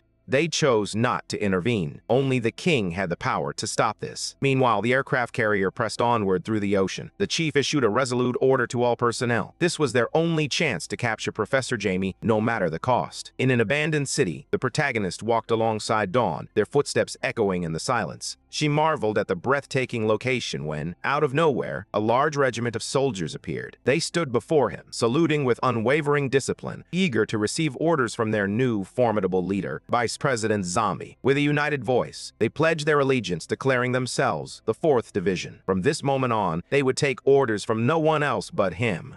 The bewildered zombie stood in stunned silence, utterly unprepared for the sheer scale of military power before him. This regiment boasted not only countless war tanks, but also a formidable force of 12,000 soldiers. Doubting their loyalty, the protagonist posed a chilling question. What would happen if he commanded the soldier to take his own life? Without a moment's hesitation, the soldier produced a grenade, asserting that the vice president's orders were absolute. It had been an honor to serve him. The zombie, in a moment of panic, urged him to stop, revealing that he had only been joking. With a sense of urgency, he hurled the grenade far away, finally allowing himself to breathe a sigh of relief. Meanwhile, a side character afflicted with protagonist syndrome wrestled with accepting the vice president's authority, convinced that he must be weak. He couldn't fathom why someone so delicate was in charge of such a crucial region. The individuals introduced themselves as members of the Academy of Stainless Steel, here to assist in capturing the target. Dawn recognized them instantly. It was President Bang and Vice President Chui. Despite their seemingly fragile appearance, they exuded an undeniable strength. Meanwhile, aboard the aircraft carrier, a samurai pondered his purpose on this mission. He couldn't fathom why he had been deployed, nor could he wrap his head around how a newcomer had risen to the rank of vice president. The blue-haired woman sharply reminded him that he was there to assist, not to question authority. It was time for him to recognize his role. Yet Gang remained perplexed, still trying to make sense of it all. Why had a rookie been assigned such a crucial role? The chief responded nonchalantly, "If you doubt him, the rookie will make you cry." Gang chuckled, convinced it was just a bluff. He was certain he was stronger than the chief. Meanwhile, within his fortress, Professor Jamie watched the enormous military mobilization unfold. The city where he was hiding had been completely encircled by enemies. He authorized the release of the zombies. With a single press of a button, a horde of the undead surged forward. Among them, a young man with glasses spotted something unusual. One of the zombies stood out from the rest. While there were many, they were no match for modern firearms. The overconfident side characters grumbled, convinced that the task was far too easy. As they neared the fallen zombies, the protagonist made a startling realization. These creatures didn't belong to his tribe. Dawn, standing beside him, feigned ignorance, pretending she hadn't heard a thing. Meanwhile, the cocky soldier sneered at the vice president, taunting him to return home where it was safe, suggesting that someone as useless as him should stick to playing video games. The remark struck a nerve, igniting irritation within the protagonist. Before he could react, a powerful zombie suddenly appeared, interrupting the moment. The protagonist's eyes widened in recognition. He had no idea what this formidable creature was doing here. Meanwhile, the young man in glasses was practically buzzing with excitement. This was his first encounter with such a powerful zombie, and he couldn't help but hope the creature would put on a spectacular show. Hours earlier, Varman had tried and failed to persuade the other zombies to join his cause. Only number 7 had decided to follow him. But his intentions were clear. He had merely come to drop off gasoline and intended to leave right after. Bound by the king's orders, he refused to disobey, but he still wished his friend good luck. Varman, undeterred, dismissed his companion as a coward. Brimming with confidence, he boldly proclaimed that he needed no one. He could eliminate the humans all on his own. But then, a peculiar scent wafted through the air, one that signaled the mad scientist to his presence. In an instant, the little creature found itself face to face with the human forces. Dawn, however, remained oblivious to the true nature of this strange being. Meanwhile, the protagonist couldn't shake his worry for his friend. Varmint, in a reckless frenzy, began drinking straight from a gasoline canister, the liquid cascading down his body as he indulged his insatiable thirst. Dawn stood frozen, utterly baffled by the scene unfolding before her. Finally, with a deafening roar, the zombie revved up his chainsaw, ready to unleash chaos and carnage. The sound was deafening, causing windows to shatter as Dawn instinctively covered her ears. Even the other soldiers struggled to shield themselves from the overwhelming noise. Yet the protagonist stood unaffected amidst the chaos. The sonic shockwave was so fierce that it sent people hurtling in every direction. With each passing moment, Dawn's fear deepened. This creature was truly a force to be reckoned with. Varmint, consumed by rage, proclaimed his intent to eradicate all humans. Among the stainless steel soldiers, one was eager for the challenge, convinced he could emerge victorious. Without a moment's hesitation, the vice president seized Dawn by the arm and began to run. Confused, she wondered why they were fleeing. Two powerful warriors stood ready to assist. With unwavering composure, the protagonist laid out the situation. The stainless steel soldiers, he declared, stood no chance of victory. Dawn felt a wave of concern wash over her at his words. The zombie, however, reassured her with a serious tone he wasn't joking. This chainsaw-wielding zombie was genuinely formidable. Then, he unveiled the truth. Varmint possessed an immortal body, and the stainless steel soldiers mocked the vice president for fleeing. But their laughter was cut short when one of their own was suddenly thrown aside, beaten senseless. The soldier was hurled with such force that he crashed through a war tank. The cocky soldier turned, bewildered to see what had just transpired. His back was now turned to his opponent, and on the other side, his subordinate lay unconscious, foaming at the mouth. It was then that he realized the truth. The zombie was right in front of him. With unsettling politeness, the creature asked, "How would you like to die?" Meanwhile, high above on the rooftop of a nearby building, the protagonist had successfully brought his allies to safety. On the avenue below, chaos reigned as destruction unfolded in every direction. The boy with glasses watched in exhilaration. This was the most formidable zombie he had ever encountered. Meanwhile, the stainless steel soldier was far from pleased with the turn of events. One moment he was on the receiving end of a brutal assault, and the next he found himself overwhelmed once more. That so-called powerful human was nothing more than a plaything in the clutches of his enemy. He plummeted to the ground like a rotten fruit falling from a tree, only to be swiftly kicked in the head as if it were a penalty kick. His body soared across the battlefield, colliding with his already unconscious subordinate. Just then, the chainsaw-wielding creature advanced, its weapon roaring with a menacing rev. In that moment, the stainless steel soldier came to a grim realization. he would never be able to wear that pair of underwear again. If it weren't for the blade on his arm, he would have faced a truly unpleasant fate. On the rooftop, the protagonist watched the battle unfold in tense silence. Dawn felt a flutter of nerves, but deep down, she was certain that soldier wouldn't last much longer. Below them, the stainless steel soldier fought valiantly, desperately trying to turn the tide of the battle. He locked eyes with the creature, a chill of terror gripping him as he cried out for his mother. This was not how he envisioned his end-an utterly humiliating moment, witnessed by two onlookers who would rather forget it. Meanwhile, concealed in his laboratory, the mad scientist reveled in the torment of his subjects. The beating persisted, while the protagonist stood by, helplessly observing the unfolding horror. Regular soldiers were of no use in this situation. Their deployment would be futile. Fear gripped one of them as he turned to the vice president and asked, "What are you going to do?" Meanwhile, the protagonist was puzzled by why his own subordinate failed to recognize him. He turned to Dawn and said, "You'll be responsible for bringing that thing to its senses by any means necessary." Panic washed over Dawn at those words.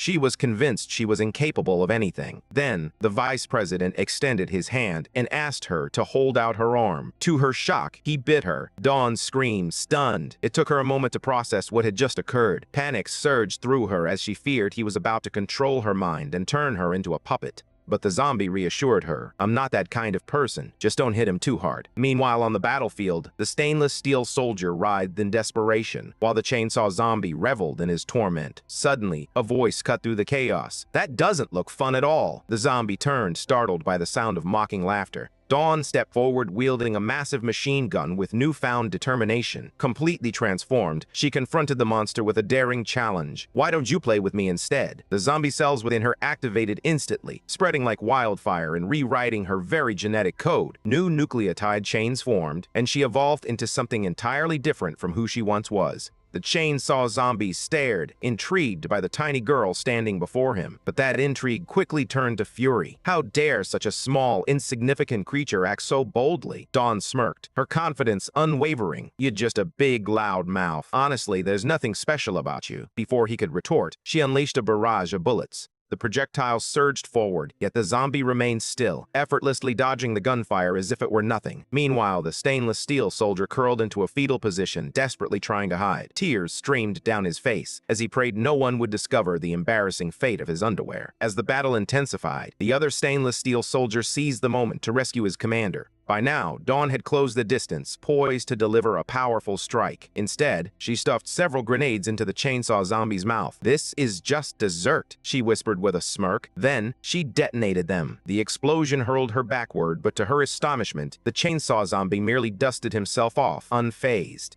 That didn't even hurt. In fact, it tickled. Before he could finish his sentence, Dawn landed a punch squarely on his face. Then another, and another. She was enjoying herself, relishing the fact that he was a resilient punching bag. Terrified, the soldier turned to the vice president and asked, "What did you do to her?" That's when he discovered the truth: her genes had been modified. Without a doubt, she could still grow even stronger. Finally, Varmint conceded, feeling the sting of pain creeping in. Meanwhile, Dawn wore an uncontrollable grin. She relished this sensation. The stainless steel soldiers were left uncertain about what was more terrifying at this moment. Without hesitation, Varmint proclaimed, "That little strength of yours isn't enough to stop me." He was suddenly caught off guard. The girl had already leaped onto his chainsaw, delivering a powerful kick to his face so forceful that it felt as if he might sprout wings. As he soared through the air, his expression betrayed the pain coursing through him. He tumbled across the ground for several meters, utterly overpowered. Upside down, he struggled to comprehend the chaos that had just unfolded. Yet, the battle raged on, leaving the avenue in ruins. The stainless steel soldiers were taken aback by the girl's unexpected strength, realizing she had been masking her true power all along. With a massive bazooka hoisted over her shoulder, she declared, "It's time for some bang bang."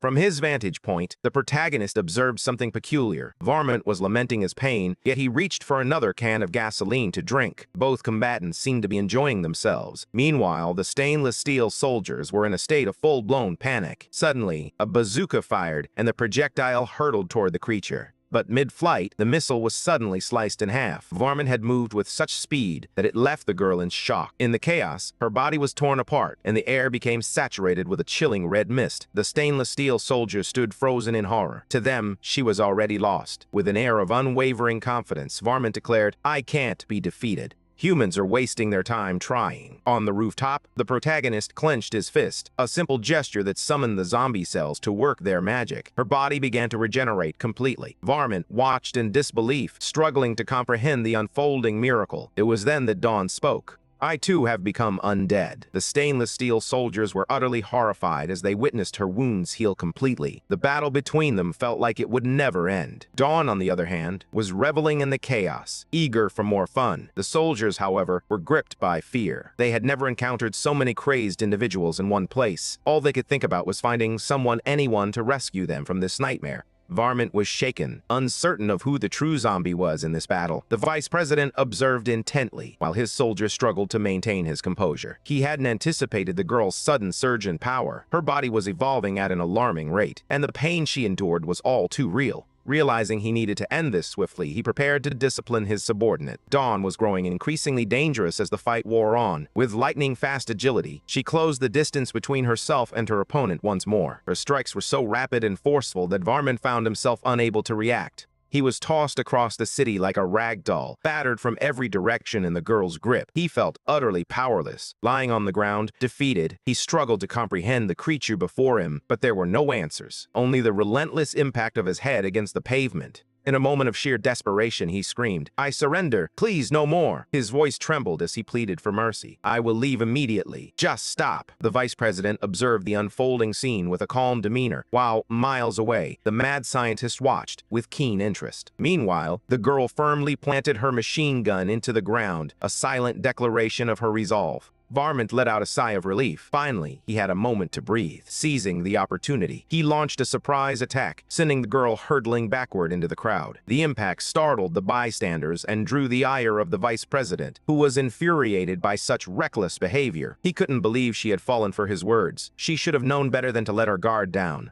Things always seemed to return to normal. At this reprimand, Dawn protested, "I didn't know that was gonna happen." Varmint, assuming she had been under the influence of stimulants that had now worn off, issued a warning. Never trust the words of a zombie. Meanwhile, the mad scientist couldn't help but admire the creature's skill in launching a surprise attack. Meanwhile, the vice president was genuinely distressed. Gritting his teeth with malice, the mad scientist believed he had unleashed the most powerful creature he had ever encountered. The three humans trembled in fear, their lives hanging in the balance. Suddenly, something new drew his attention. A figure had emerged on the battlefield. The two locked eyes, a silent challenge igniting between them. The mad scientist dismissed the newcomer, convinced that he posed no real threat, but Varmint recognized him instantly. The protagonist leaned in, a smirk playing on his lips. "Do you still remember who I am, little Varmint?" he asked. The tension in the street was palpable. Everyone except the protagonist was frozen in fear. The mad scientist, however, was perplexed. Why wasn't his creature moving? Varmint stood frozen, paralyzed by fear. The protagonist pressed him again. "Why did you disobey my orders?" Memories flooded back, vivid and unsettling. He recalled the day an arrogant zombie had dared to enter his territory, a creature that was neither fully human nor entirely zombie. With a weak personality like that, he would never be fit to serve as a subordinate.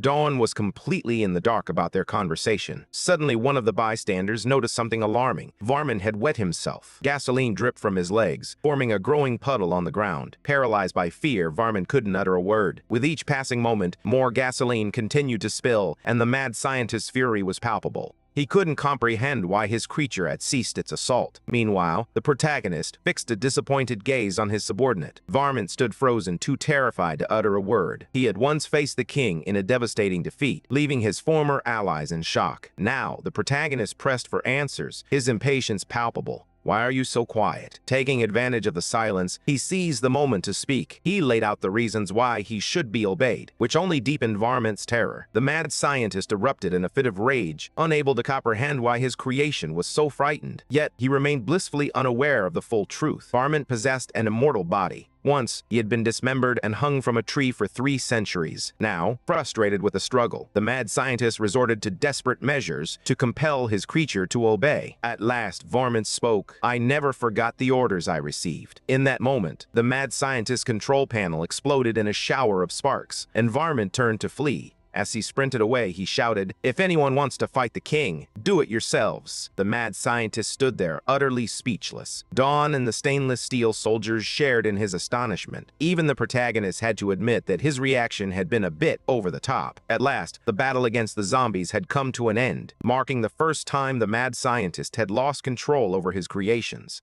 He had plenty more creatures at his disposal and was ready to unleash them. But just then, the professor interrupted. The main human forces were closing in on his hideout. Above the city, a helicopter hovered, poised to breach the underground lair. The woman in blue turned to the spy and asked, "Is this the place?" The spy confirmed. "Yes, it has 6 floors and covers 11,000 square meters." Not exactly encouraging news. They would need to search every inch of the hideout. The overconfident samurai declared, "Sometimes the best way to solve a problem is with overwhelming force." With that, he leaped from the helicopter, plunging straight toward the hideout. Still aboard the aircraft, the woman in blue gear called him an irresponsible idiot. He was determined to fall faster, believing that the greater his descent, the more devastating his attack would be. Strategy was the last thing on his mind. He was solely focused on showcasing the sheer force of his power. Suddenly, a massive explosion erupted in the city, its intensity obliterating a significant portion of the ground below. Now, he had access to the underground hideout. Sheathing his sword, he remarked, "This is faster than taking the elevator." The blue-haired woman scoffed, finding his display of strength utterly ridiculous. "You should use your earpiece," she warned. "You could trigger a trap." The chief corrected her with a confident smile. In the face of absolute power, there is no such thing as a successful trap. He leaped from the helicopter, leaving the 2nd Defense Unit and his remaining subordinates behind. To the blue-haired woman, they all blended together. On the ground, troops pressed forward, entering the hideout in search of any resistance. Yet, in the area they occupied, there was no one to be found. The more they searched, the clearer it became. The place was deserted. Escape was not an option. All routes were blocked. Their detection systems were so advanced that they could even catch a mosquito mid-flight. Frustration simmered in the blue-haired woman as she longed to join the action. She was far from pleased about being left behind. Her subordinate attempted to soothe her, reminding her that it was an order from their superiors. Still seething with anger, she cursed them, wishing nothing but misfortune upon their heads. Meanwhile, far away, the professor remained safe and sound, aware that the humans had discovered his old hideout. He knew it was time to set Plan A into motion. Within a vast containment chamber lay the being he had stored, the one destined to become the zombie king. The samurai picked up a note and began to read. It was a provocation, a bold challenge to unleash the zombie king if one dared to be reckless enough. He commanded a soldier to shatter the glass, but the chiefs abruptly intervened. Their mission was to capture, not to take unnecessary risks. Realizing their initial plan had failed, the professor's team swiftly shifted to their backup strategy. A countdown commenced. With hardly any time to react, a massive explosion erupted. The soldiers fought valiantly to shield themselves from the chaos. As the smoke began to dissipate, the chief observed intently. The overconfident samurai remained unfazed by the trap laid before him. Suddenly, the mad scientist declared, "The containment chamber has been opened." A sinister smile crept across the professor's face. "At last, humanity will meet its end. Behold the dawn of a new species." He desired his creation to eradicate all life, even his own. The steel samurai stood poised, eager to witness the creature that would emerge. He never anticipated that the zombie king would take the form of a mere child. Both the chief and the steel samurai were taken aback. The chief cautioned the samurai to proceed with care.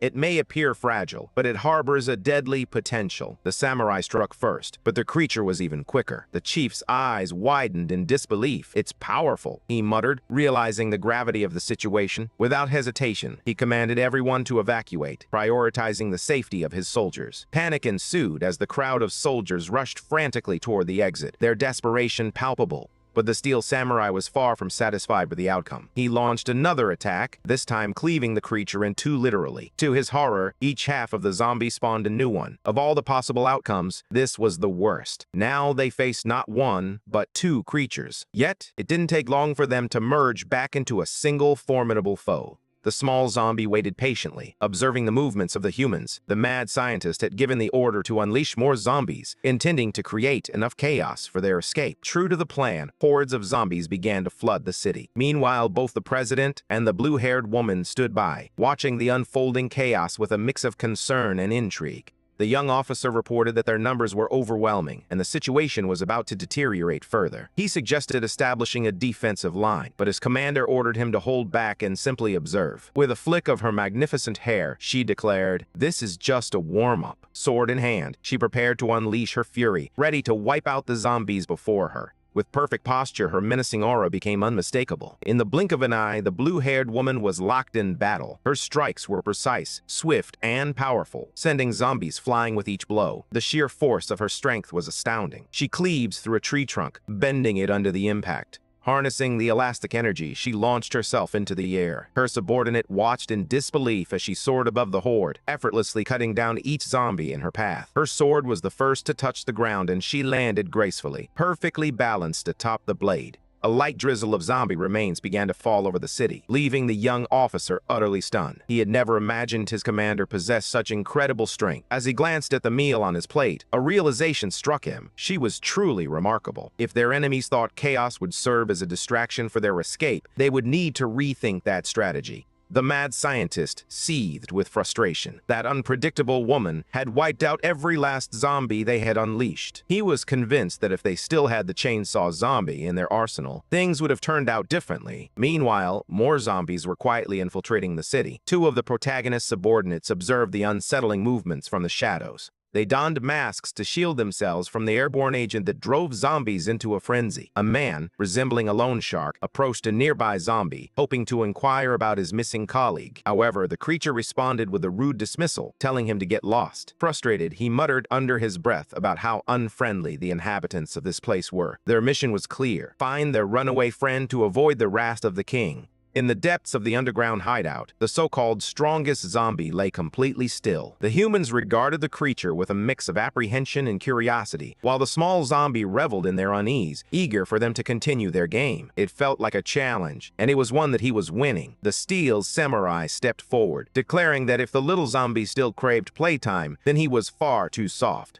With his katana firmly gripped, he struck with unwavering precision. Once again, he sliced the little creature in two. A small piece bounced on the ground before seamlessly merging back into a single form. The steel samurai was growing weary of this relentless chase. He could no longer tolerate watching his enemy slip away, time and again. He commanded the little zombie to toughen up and face him in a proper fight. To everyone's surprise, the zombie complied, spitting out its pacifier. In that moment, a transformation began to unfold across its entire body. The human watched in astonishment as the zombie revealed unexpected attributes, showcasing a form unlike anything they had anticipated. It was truly remarkable how much the zombie had altered its appearance. It appeared to be gradually mastering control over its new body, leaving everyone bewildered by the possibility. With a sweet smile directed at the humans, the transformed zombie hinted that a new chapter was about to unfold. Using the allure she had just acquired, she playfully urged the men to continue their game with her. The steel samurai proclaimed that he would slice her into nothingness, unleashing one of his most devastating attacks. Yet, even at the height of his power, it proved futile. Her finger effortlessly halted his blade. He pressed on, but the zombies remained unfazed, showing no sign of struggle. In that moment, he understood the harsh truth. His enemy was far more formidable than he had ever anticipated. As he glanced back, he called out for the chief to join him in the battle. Recognizing the gravity of the situation, the chief had already donned his most formidable armor. However, before he could make a move, a zombie lunged at him, sending him hurtling hundreds of meters away. The impact reverberated through the air, startling even the protagonist's zombie subordinates. The same sound echoed up to the presidents on the surface of the city. His body had transformed into a projectile, slamming into the rooftop of a building and triggering a massive explosion. Afterward, his form ricocheted across the city, before finally coming to rest at the feet of the vice president's subordinates. They were at a loss regarding what to do with the human. For a moment, they considered helping him, but being zombies, they ultimately chose to leave him as he was. Meanwhile, from beneath the city, smoke and debris began to rise. The woman in blue spotted another projectile soaring through the air and immediately recognized it.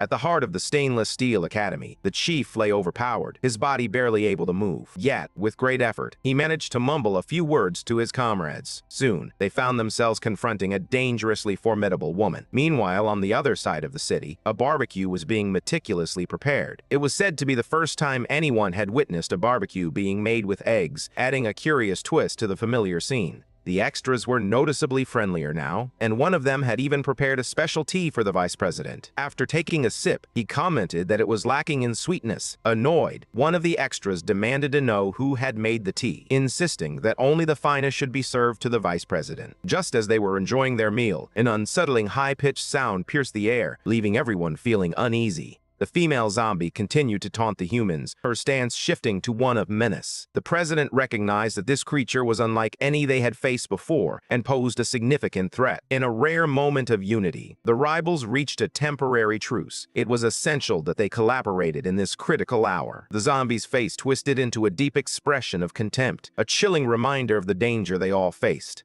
Dawn could feel the explosions reverberating from the other side of the city, each one drawing nearer. The vice president, sensing the urgency, made a decisive move. He turned to her, announcing his intention to investigate the source of the chaos. Time was of the essence. Meanwhile, the blue-bearded woman had already launched her sword at the enemy. Though it struck true, the wound was disappointingly shallow. The president was already on the creature's tail, closing in at breakneck speed. But then, her attack was intercepted. She was caught off guard by a maneuver that only a ballerina could execute with such grace. As she struggled to regain her footing, the zombie sneered, taunting her that such speed was hardly impressive. Undeterred, the president prepared to counterattack, strategically positioning herself to put her opponent at a disadvantage. Her legs arced toward the zombie's head like a scythe, and this time, she connected. The zombie smirked, taunting her about the pitiful strength behind her blow. The president stepped back, creating space for her colleague to unleash a series of slashing attacks, yet not a single strike found its mark on the creature's body. From a distance, the steel samurai observed the chaos unleashed by the battle among the three of them. He hoped they could fend off the creature for just a little longer. All he needed was 2 more minutes. He was on the verge of activating his emergency armor. With a sense of purpose, he began suiting up, feeling like the hero in a classic tokusatsu series.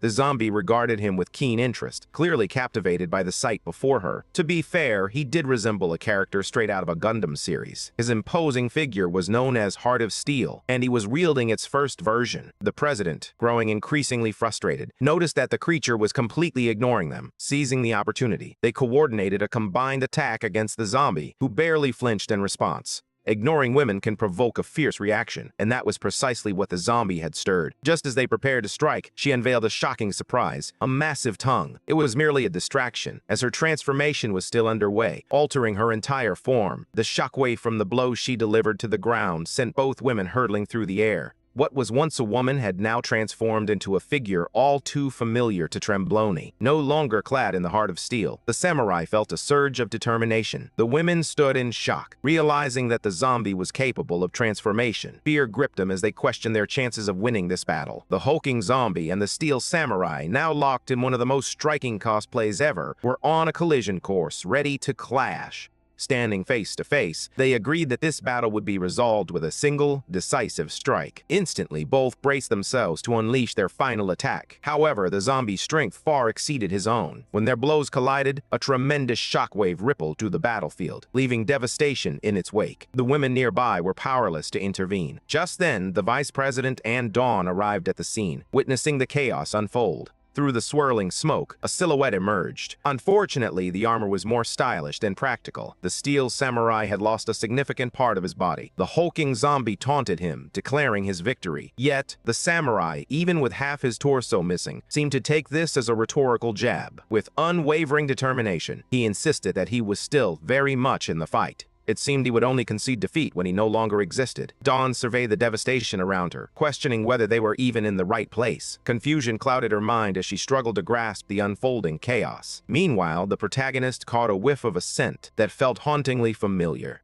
The creature displayed an unexpected glimmer of empathy toward the samurai, choosing to unveil her true power in the hope that he would finally relent. He certainly hadn't anticipated that the zombie could grow even stronger. Her back muscles expanded at an astonishing rate, and her hair began to rise, as if she were transforming into a Super Saiyan. To everyone's astonishment, she now resembled a typical Manhwa character. Even the women were taken aback. The scientists found themselves powerless in her transformed state, but the professor calmly declared, "She is the Zombie King." This revelation was anticipated. The creature then proclaimed that there was no reason to continue the battle. Yet the samurai, driven by pride, refused to accept such an easy conclusion. The women closed in, ready to launch a coordinated attack. With a smirk, the zombie warned them that swift strikes would be futile. A mere flick of her finger was all it took. Suddenly, the armless samurai was sent hurtling through the air, and everyone was thrown back by the force. The samurai's armor shattered completely, and the impact cracked every window in the nearest building.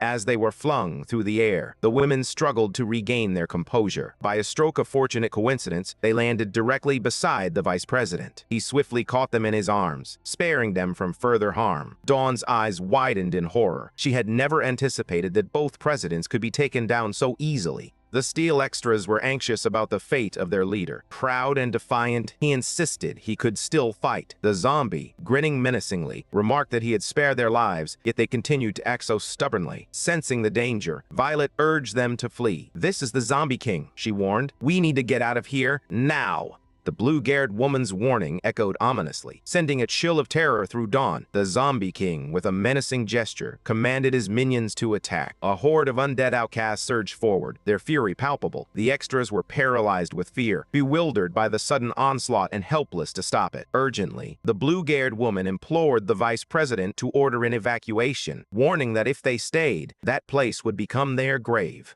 The zombies surged forward, their hunger palpable. Meanwhile, the professor reveled in the overwhelming power of the Zombie King. The protagonist, feeling disrespected by the words he had just heard, dropped the two women to the ground. The blue-garbed woman looked on, taken aback by his sudden reaction. With a fierce roar, he commanded the creatures to vanish at once. That single moment was enough to completely halt their advance. The creatures circled around him, unable to disobey his command. It was as if they instinctively recognized the supreme being before them. Even the one who called himself the true Zombie King was taken aback by the unfolding scene. His curiosity piqued by this enigmatic figure. This unexpected turn of events sent the protagonist spiraling back into a whirlwind of emotions. As he strode over the zombies like they were mere stepping stones, he called out, demanding to know what title he should claim for himself, since an imposter had already taken the title of king. An eerie silence enveloped the city, and the unfortunate zombies instinctively parted, clearing a path for the protagonist. The armless samurai could hardly comprehend the scene unfolding before him.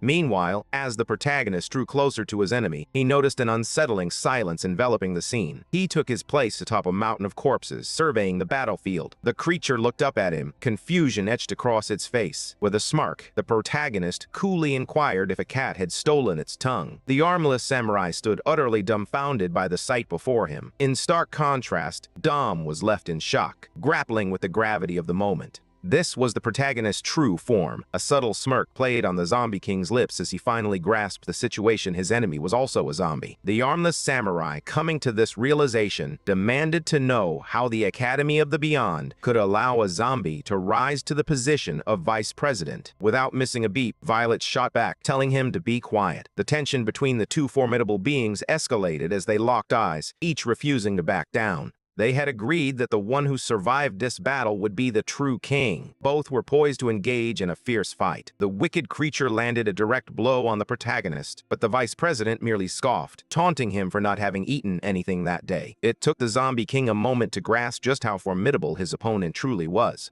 He then received a devastating punch. The shockwave from the blow sent the zombies beneath them flying, their bodies lighting up the night sky. Meanwhile, the false Zombie King was only prevented from soaring away himself due to his lack of wings. His body continued to hurtle through the city, covering an astonishing distance with just that single strike. He was propelled so far that he left the continent and plummeted into the ocean. His impact was catastrophic, colliding with a battleship and throwing the entire crew into disarray. The shock wave reverberated through the vessel as the creature fought to regain its bearings. Observing the chaos unfold, the mad professor was utterly bewildered. He had no idea how this was even possible. They had never suspected that this guy was a zombie as well. Despite the brutal impact of the attack, it hadn't done enough damage to finish him off. The scientists were at a loss, unable to gauge the potential of this new adversary. Meanwhile, the Zombie King began lifting the entire battleship with his bare hands. Alarm coursed through Dawn. She suddenly noticed something far more perilous descending from the sky. A submarine plummeted into the heart of the city, and the Zombie King grinned, proclaiming that he was indeed brimming with energy. The devastation around them was escalating to catastrophic levels. Trembling with fear, Dawn whispered that it would be wise to leave this place at once. Meanwhile, the lung shark-like zombie was busy repairing the steel samurai's body. His companion scolded him, insisting he stop welding at once. Reluctantly, he turned and complied. The chief, fuming with frustration, surveyed the scene. Those fools had welded parts that should have been cut and cut parts that should have been welded. As they gazed toward the horizon, an overwhelming presence loomed. The true king was approaching.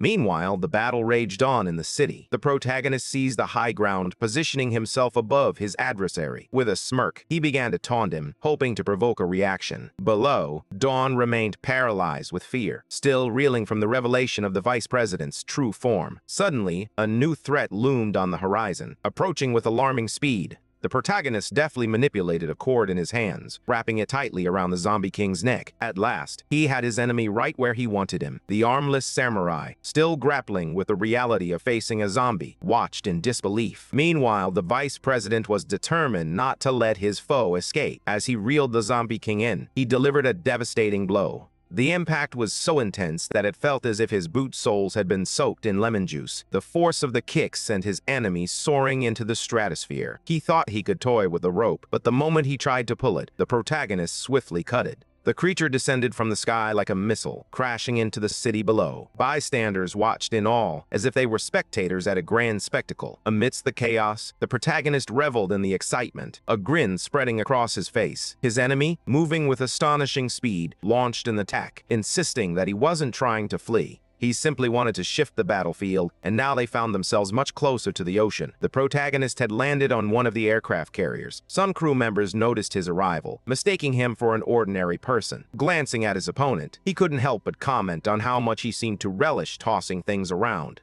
Panic swept through the crew as they came to the horrifying realization that they were facing a zombie. Some contemplated abandoning ship. Meanwhile, the false king smirked and remarked that he too enjoyed throwing things. Back in the city, the chief watched the battle unfold alongside two of the king's subordinates. "We need to flee immediately," he urged, his voice tense. He recognized the vice president's strength, but he knew better than to underestimate the mad professor. The elongated, shark-like zombies silenced the human with a sharp command, insisting he focus on the unfolding chaos. No being could hope to challenge their king. Not even a god could achieve such a feat. Just then, the protagonist, who had been aboard the aircraft carrier, vanished without a trace. In an instant, he reappeared directly in front of his adversary. The false king suddenly realized he had become faster than ever before. But before he could fully grasp his newfound speed, a brutal blow struck him squarely in the face. The force was so immense that it sent him hurtling out of Earth's orbit. As he soared through the vastness of space, it dawned on him that he was far from home. Just then, he spotted a colossal object barreling toward him, its trajectory unmistakable.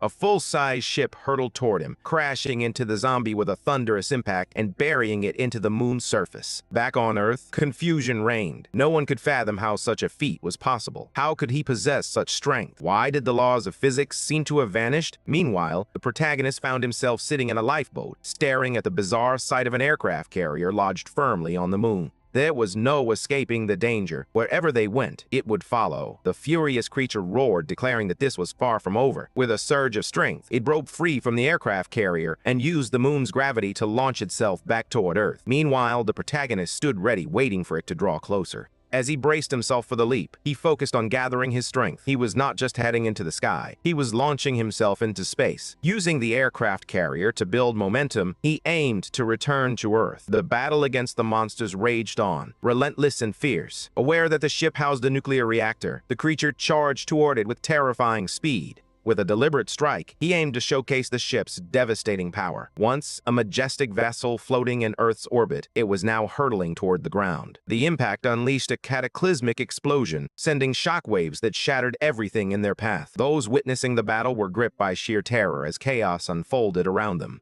The explosion was so colossal that its mushroom cloud was visible from various points across the planet, towering far above the clouds. As the shockwave approached, the protagonist's friends and the nearby humans frantically sought shelter. Meanwhile, he stood on another ship poised to confront his enemy. With a powerful leap, he sent the entire vessel trembling beneath him. Now, the creature found itself once more face to face with its adversary. As the protagonist studied his adversary intently, he realized that the creature was only warming up, eager for more. After all that had transpired, a sense of unease began to settle within him. In that moment, the creature made a startling proposition. It claimed that this was a battle destined for no winners. They should cease their fighting at once. Instead, they ought to join forces to bring about the world's destruction. As he spoke, he flung the protagonist's body across the city with a casual flick. He suggested they split the world in half, each ruling their own territory while steering clear of one another. Dom couldn't shake the unease from that last attack. Meanwhile, the creature sought the protagonist's opinion. However, the protagonist had no desire to bring about the world's destruction. As the battle raged on, the chief remarked that none of this made sense. In his view, that was reason enough to flee immediately. The two combatants were far too powerful. They needed to retreat, regain their strength, and devise a counterattack.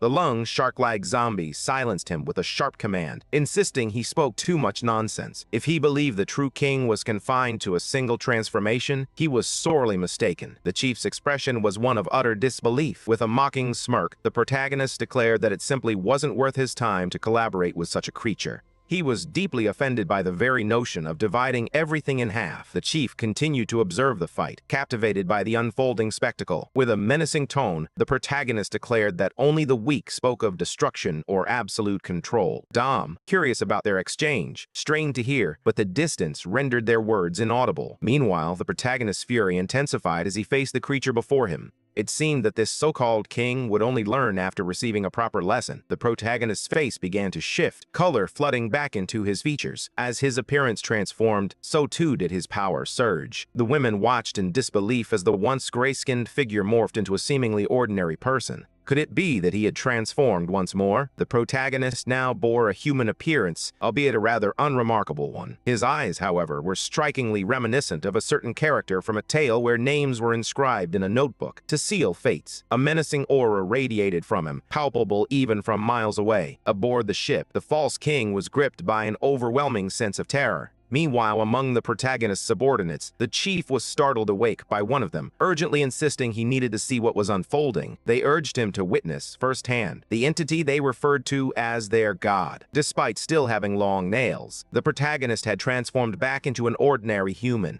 No one could fathom why he now possessed a fully human body. As the battle intensified, rain began to pour from the sky, amplifying the tension. The false king's frustration mounted. He simply couldn't grasp the nature of the being before him. How could someone be both a zombie and a human at once? Just as his attack was poised to strike the face of this enigmatic entity, the air crackled with anticipation. The protagonist remained still until, in a surreal moment, even the raindrops froze mid-fall. All it took was the simple lift of his hand. In an instant, the so-called zombie king's body ascended into the air. As if obeying a command from above, the raindrops began to move again, but this time in reverse, soaring back toward the sky. The people around him were also swept up in this strange gravitational pull. Dawn desperately grasped for something to anchor himself, questioning whether a zombie should wield such immense power. Even the massive warships were not spared from this overwhelming force. Sea creatures began to rise from the depths of the ocean, creating a terrifying spectacle. Among them, a once mighty creature, now subdued, glared defiantly at its opponent. As the protagonist approached, he declared with a smirk, "From now on, you should call me Daddy." Even from the vastness of space, the cataclysm was visible, a harbinger of chaos taking shape. Darn finally grasped the magnitude of the situation. It was a colossal tornado. The presidents tumbled to the ground, and the fish that had been hurled into the air began to rain back down. Shaking off the shock, Violet declared, "No zombie should have the power to do all this." Just then, a gigantic whale crashed onto the rooftop of a nearby building.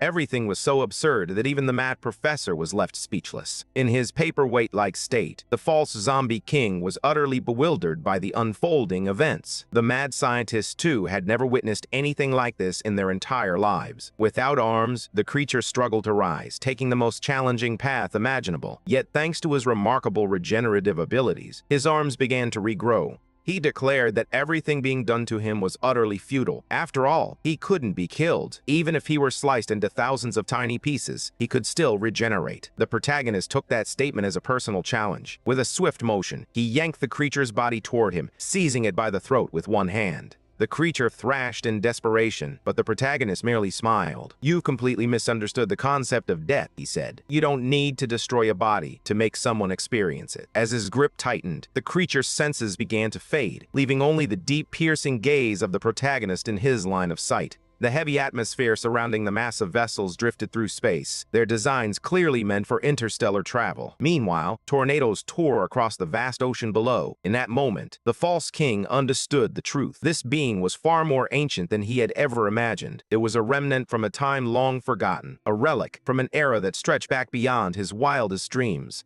A great war raged on, and the formidable structures stood poised for battle. They had already endured over 1,000 sieges, and this marked the 6th time humanity had faced annihilation. Yet, the protagonist's strength was unstoppable. The spacecraft, once symbols of power, crumbled before him, reduced to mere debris. To him, they were nothing but fleeting shadows. As the creature accessed these memories, it began to unravel, teetering on the brink of madness. In its final moment of clarity, all it could perceive were dark, abyssal eyes staring back at it. Its body lay completely still, and the expression on its face suggested that its consciousness had vanished. Still cradling the lifeless form in his hand, the babble seemed to finally reach a haunting conclusion. Those who witnessed the scene were left in utter confusion. The protagonist nonchalantly released the zombie, watching as its body fell to the ground. When it landed, it lay completely still, revealing itself to be nothing more than an empty shell. The chief, intrigued, couldn't comprehend why the creature had suddenly stopped moving. The lung shark let out a chuckle, remarking that it must have literally died of fear. The chief, taken aback, couldn't fathom that such a thing was even possible. Meanwhile, the mad scientist and his team were equally incredulous. This outcome defied all logic. It was time for them to make their way to the helicopter. The entire fleet along the coast had been obliterated.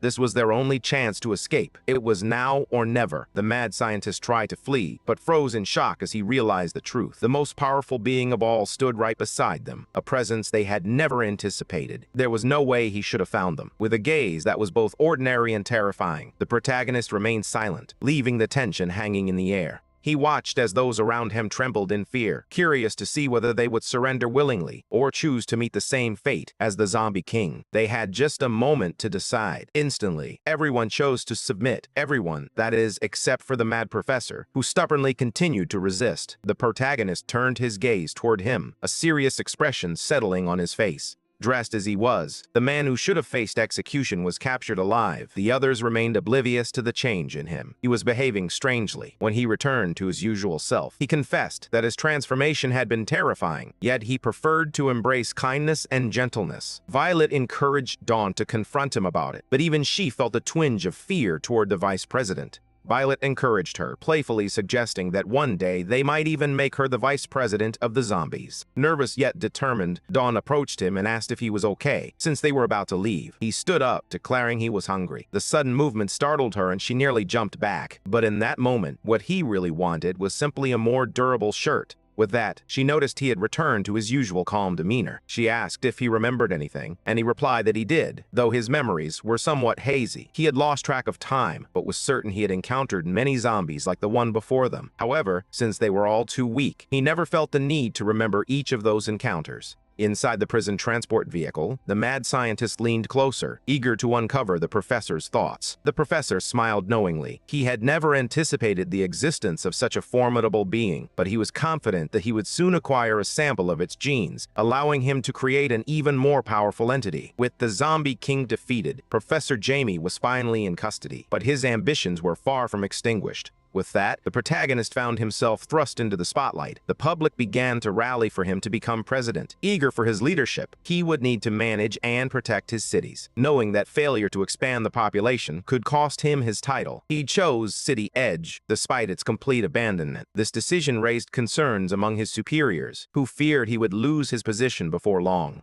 The protagonist remained resolute, his determination to govern unwavering. Once the formalities were completed, he was officially declared president. However, not everyone was pleased. A supervisor seethed with anger over his choice of a deserted city and an inexperienced leader to oversee it. Even Violet acknowledged the risks involved in such a decision. Despite the concerns, the protagonist's subordinates began their relocation to the new city, ready to embrace the challenge ahead. The scene was nothing short of extraordinary. Human soldiers were actively assisting zombies in relocating to their new home. Standing alongside the new president were his elite subordinates, ready to ensure everything went smoothly. The lung shark confirmed that all tasks had been executed as ordered. Every citizen had been successfully transferred. This was precisely what he had envisioned. As the soldiers lined up in formation, a tiny zombie flinched, still unaccustomed to the idea that humans might see them as a threat. One soldier leaned down, offering reassurance. "The president's orders are like the commands of a god," he said. "And the president's people are your people too." The little zombie struggled to grasp the weight of those words. Yet, after so long, they finally had a place to call home.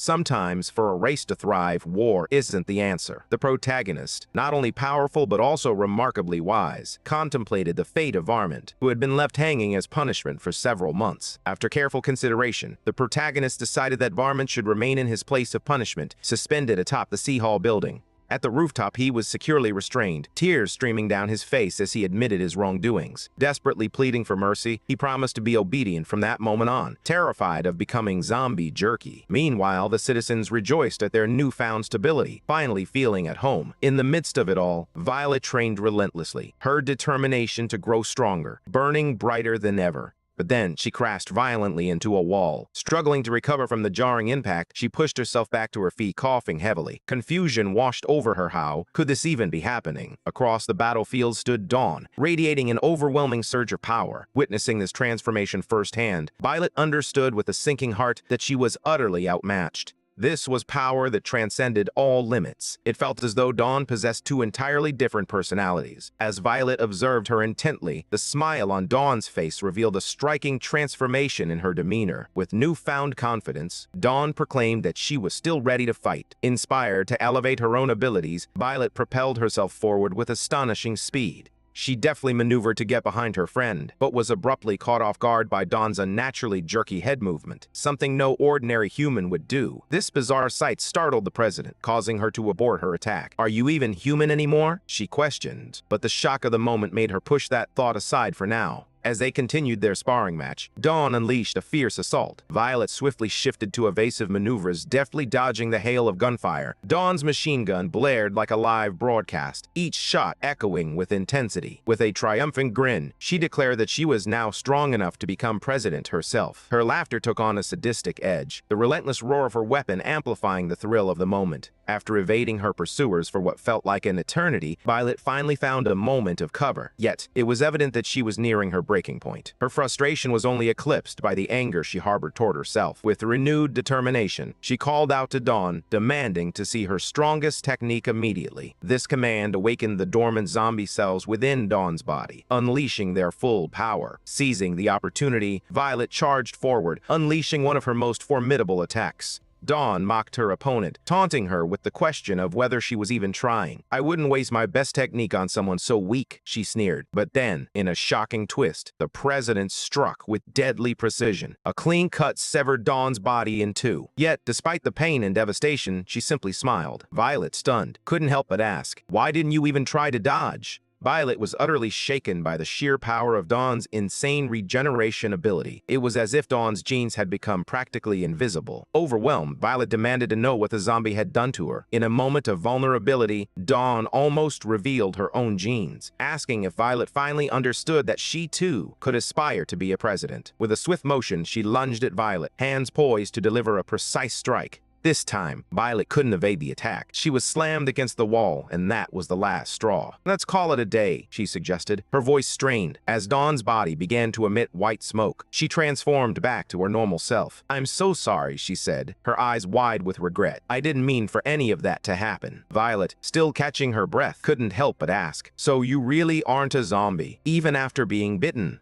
Dawn revealed that she had undergone numerous tests in the lab, all confirming that she was still human. Yet, this did little to clarify her extraordinary regeneration abilities, or the peculiar way she moved her head. She sensed that she could transform at will, feeling no physical changes within herself. Even when exhaustion set in, she could take stimulants without experiencing any side effects. Violet's expression shifted to one of pure frustration. "Move out of my way, Dawn," she insisted. "I have something important to do." Dawn inquired about her destination, but Violet snapped back. "That's none of your business." Another subordinate chimed in, asking where she was headed. Ignoring them both, Violet hurried towards City Edge, the territory of the protagonist. She hurriedly boarded the plane, which took off, soaring directly toward the city. At last, the aircraft landed at the airport. The president rushed off, her panic evident as she completely disregarded her subordinate. Meanwhile, outside the city hall, life continued as normal. The protagonist was busy assigning various districts to his team. At last, the moment had come to assign a role to the man who resembled a lone shark. Eager to serve, he exuded a mix of loyalty and recklessness. It was fitting, really, given his appearance. The protagonist recognized his potential and decided to place him in charge of the city's treasury, entrusting him with the management of all its finances. Just then, the door to the meeting room swung open dramatically. Upon recognizing Violet, the protagonist inquired about her unexpected arrival. She rushed toward him, and the timing couldn't have been better. He had intended to report the city's situation to her. However, in a surprising turn, Violet abruptly covered his mouth, causing him to inadvertently bite her arm. With a mix of gratitude and urgency, she thanked him for his actions, declaring that he could do whatever he wished with the city.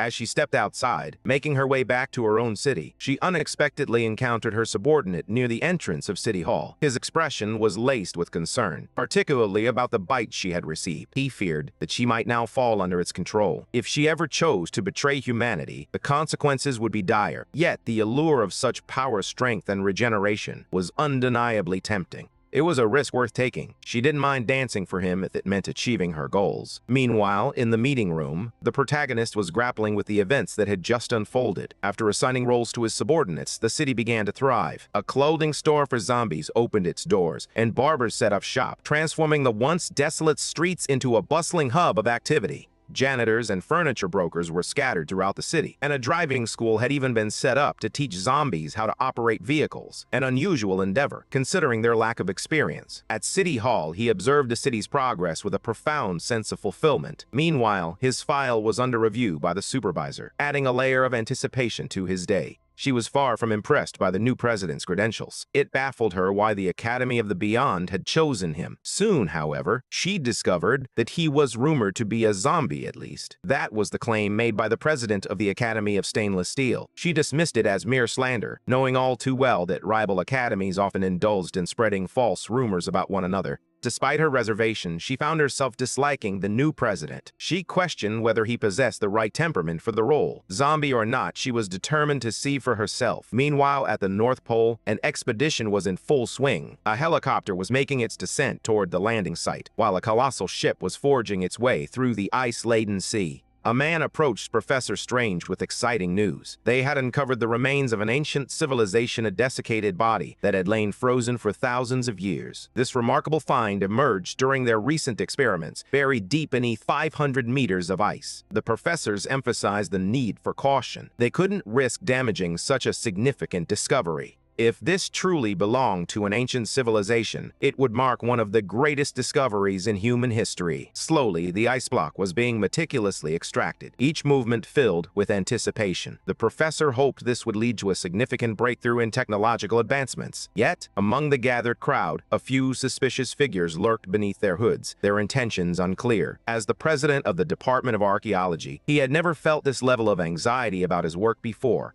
The crane finally lifted the massive block of ice, carefully lowering it to the ground. Inside, a human silhouette emerged, a distinctly female figure. Though her form was severely dried, an undeniable potential radiated from her. The professor stared in disbelief, utterly mesmerized by the sight before him. Distracted, one of the team members was suddenly attacked, a vicious bite to the neck. As he struggled, the man beside him shouted, demanding to know who was responsible for the assault. The professor's heart sank as he realized these attackers were not part of his team. Panic erupted among them. They screamed for help, but their cries echoed into a void, leaving them feeling utterly helpless. One of the mysterious figures hurled the professor to the ground, declaring him nothing more than a necessary sacrifice. "Stop struggling," they commanded, their voices cold and unyielding. "We only need a taste of your life essence." With unnaturally long canines glinting in the dim light, they reveled in the thought of biting into flesh. Meanwhile, a block of ice shattered against the ground, echoing the tension in the air. Without hesitation, one of the men began to smash open the icy enclosure. It didn't take long before they uncovered the dried-up body within. She was nearly free from her frozen prison. Once liberated, they draped a coat over her. After all this time, she was finally free. Her subordinates stood at attention, saluting her as they hailed the Blood Queen.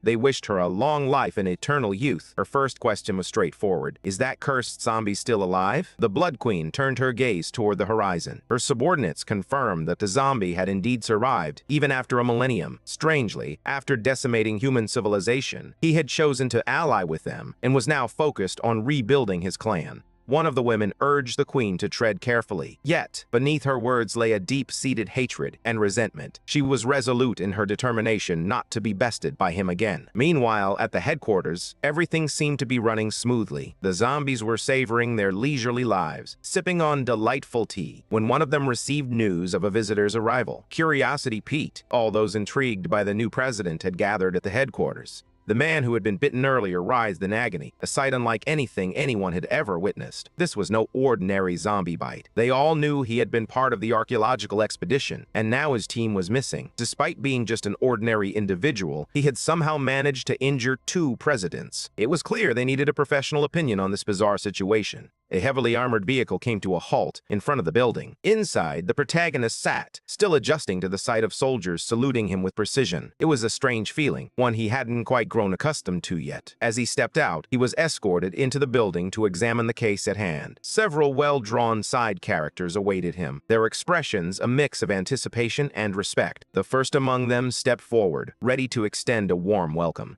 The president of the Academy of Iron was thrilled to meet the man who had captured the notorious mad scientist. After exchanging greetings, he continued on his way, leaving behind a wave of excitement. However, a certain side character couldn't help but feel envious, dismissing the protagonist as just another nobody. Meanwhile, a zombie, oddly delighted, eagerly shook hands with the humans. In contrast, another foolish character scoffed, confidently declaring that he could tell just by looking that the protagonist was weak. Meanwhile, the Iron Samurai couldn't help but wonder if these side characters were courting disaster. Just as he made this observation, he suddenly noticed that the Iron Samurai had vanished. With a surge of instinct, he wisely chose to hide. He certainly hadn't anticipated the approach of a zombie. The doctor, puzzled, inquired about the creature, but the zombie seemed barely aware of its own age. How was he supposed to know what kind of creature it was? Yet, he couldn't help but notice the peculiar markings on the man's neck. Suddenly, a distant memory stirred within him. Feeling a bit anxious, Violet asked if he had come to a realization. The man's demeanor grew increasingly aggressive, and it was then that he finally understood who he was truly dealing with. The first rule of being a scoundrel is to be clever. It guarantees survival. The protagonist felt a surge of excitement at this revelation. He recognized that the man before him was a member of the Blood Tribe. A tremendous energy pulsed from his hand, so potent that it sent shockwaves rippling through the room. The once aggressive vampire immediately curled into a fetal position, trembling in fear. The humans were sent sprawling across the room, and even the hapless side character was not spared. No one could pinpoint the cause of the sudden explosion. Something was unfolding. Meanwhile, the girls had grown accustomed to such chaos. As they stared at the creature, the protagonist felt a chilling certainty. He had thought he had wiped this menace off the face of the earth long ago, but he quickly realized he had been mistaken. He needed to find that little girl who took such delight in poisoning him. The vampire, however, insisted he knew nothing. He had only been in this form for a day and was pleading for mercy. At last, the zombie's energy began to stabilize. The other presidents were starting to reconsider their initial impressions of the zombie. Meanwhile, the Iron Samurai found himself regretting his decision to leave home. The worst of the tension had subsided, and the zombie had truly returned to normal. The girls approached him, eager to learn if he had uncovered any new information. They were particularly curious about the Blood Tribe. With a deadly, serious expression, the protagonist warned them to exercise extra caution in the days ahead, as if he was on the verge of revealing something crucial. The girls steeled themselves for a revelation that could alter their lives forever. But just when the moment arrived, the protagonist sheepishly admitted he had forgotten what he was about to say. Violet's frustration boiled over at the unnecessary tension. She couldn't help but think that every time he transformed, his mind seemed to weaken. He attempted to defend himself, insisting that the memory would come back to him soon. Meanwhile, the other presidents exchanged glances, now convinced that he truly was lacking in strength. Upon hearing this, the protagonist cast a sideways glance at them, nearly causing them to embarrass themselves. Meanwhile, in an abandoned city, the vampires were proudly presenting their new home to the Blood Queen. As she surveyed their surroundings, her expression turned to one of utter disgust. Their living conditions were so dire that they were reduced to receiving alms without even having to ask. Passers-by couldn't comprehend why beggars lingered on these streets. After all, the government-managed cities were well kept and thriving. One of the queen's subordinates spotted a meager sum of money and felt a surge of joy, which only fueled her anger further. She couldn't grasp why she had been brought back to life, especially in such a precarious situation. The girl lamented that the last millennium had been a relentless struggle for survival. Ever since the zombie had turned her into a mere shadow of her former self, all they could do was observe from a distance. Following that, he began his campaign to exterminate vampires. They had to do whatever it took to endure. To evade the zombie, they feigned death, hiding in the shadows. For 1,000 years, his presence had forced them into hiding. No matter where they found themselves in the world, they remained hidden from both humans and zombies. They had lived this way for so long that her friend had become a complete fool. The queen had declared that reviving her had been a futile effort. Back then, she was no match for him, and now the odds were even less favorable. Just then, the fool finally spoke up, claiming they had revived her because they had acquired a vital piece of information. They had heard whispers of someone who could grant her invincibility. The girl confirmed the rumors were true, piquing the queen's interest. She demanded to know the identity of this mysterious figure. "It's that man," the idiot replied, presenting a photo of the mad professor. Meanwhile, inside the headquarters, the humans were still assembled, having ventured to meet the mad professor, who remained securely restrained. To the zombie, it would be preferable if the prisoner were no longer alive. However, Violet insisted they needed to learn more about his hidden experiments. Besides, the professor still had numerous spies at his disposal. The protagonist pointed out that the professor could easily find a way to escape from this prison. A poorly informed side character scoffed, dismissing the notion as impossible, claiming the professor was under extremely tight security. Since it was the zombie who had captured him, they decided to give him a tour of the facility designed specifically to contain him. This prison was an impressive fortress, situated 3 kilometers underground, with a staggering 1,500 foreseen, 100,000 armed guards patrolling its depths. Even with an elevator, it took a full half-hour to reach the lowest level. And that was just the beginning. An extensive array of weaponry was strategically positioned throughout the facility, ready for any eventuality. But that was just the beginning. Every 100 floors had its own president, totaling 30 in all. On top of that, 2 exclusive warden presidents oversaw the entire prison. With such an impenetrable security system, an escape seemed utterly impossible. As if that weren't enough, a massive bomb was installed within the facility, and the professor was physically tethered to the detonator.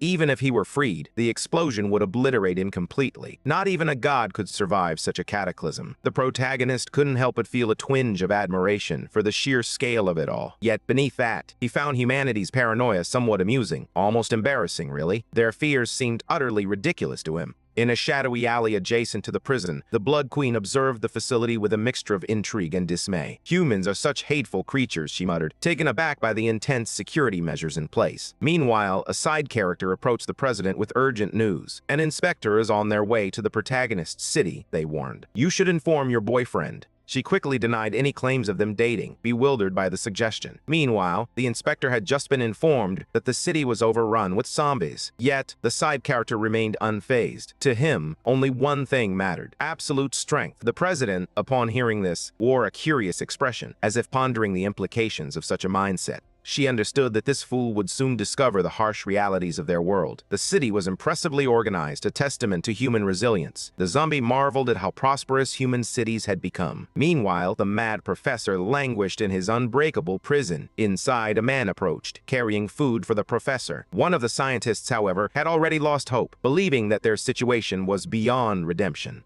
The professor remained fixated on acquiring the zombie's genes, a pursuit that sent shivers down his subordinate's spine. Fear gripped him. He was certain they would soon face execution. Yet the professor exuded an unsettling confidence. As long as the humans remained unaware of his research, he believed his position was secure. He had even instructed his spies to stash away all critical data in a location known only to them, ensuring that his secrets would remain hidden. He was resolute in his desire to make these fools regret sparing his life. The zombie was far too formidable for them to extract a genetic sample, and it seemed unlikely they could ever create anything stronger than him. Yet to the professor, that was irrelevant. What he truly needed was a test subject that was already powerful. That would simplify his work considerably. However, there was one problem. This was a maximum security prison. The scientists were at a loss for how they would escape. The professor fell silent, already aware of what was about to unfold. A food delivery robot was making its way toward them, small and moving at a snail's pace. Its overly cautious movements felt almost suspicious.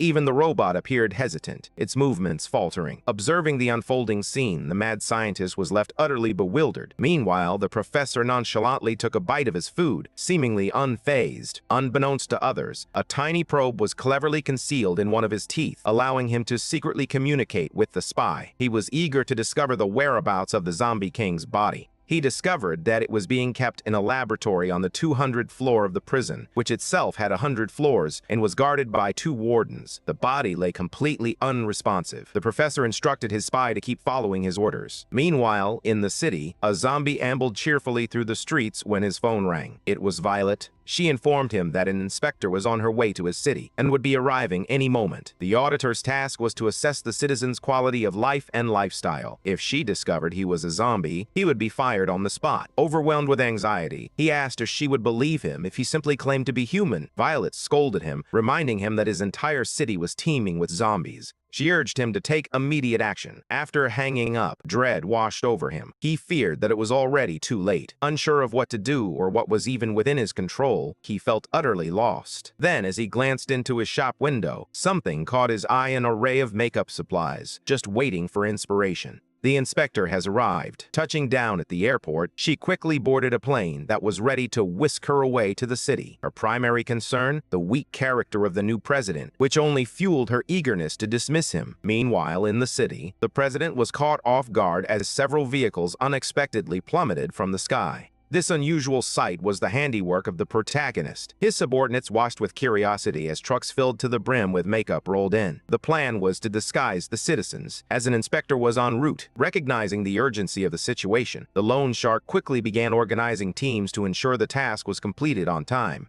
This was essential for their survival in the city. Trucks loaded with makeup were swiftly dispatched to various districts. Some zombies were doubtful about the effectiveness of this strategy, but the loan shark never questioned his king's orders. He believed there had to be a purpose behind this apparent madness. Without hesitation, all the zombies sprang into action. A young gumchild curiously asked what was happening. His mother explained that the king had requested they disguise themselves as humans. With a smile, she approached a distribution point and picked up some makeup. Her son's eyes sparkled with excitement at the prospect of the task ahead. After asking him to wait just a moment, she transformed completely, initiating a citywide makeover. At last, the makeup was fully distributed. However, some zombies found themselves struggling with their disguises. They couldn't help but point out that Goo's costume was far from convincing. In response, the other zombies shot back, insisting it wasn't their concern. Clearly, these two particular cases were bound to cause trouble. The solution? They transformed them into dogs. Meanwhile, the inspectors were expected to arrive any moment now. The two zombies were less than thrilled with their new dog disguises. However, the loan shark reminded them that in their previous lives, they had indeed been just that, dogs. It was all part of the inspector's clever ruse. At last, the inspector's plane touched down. But unbeknownst to the zombies, she had actually made her way into the city by train instead.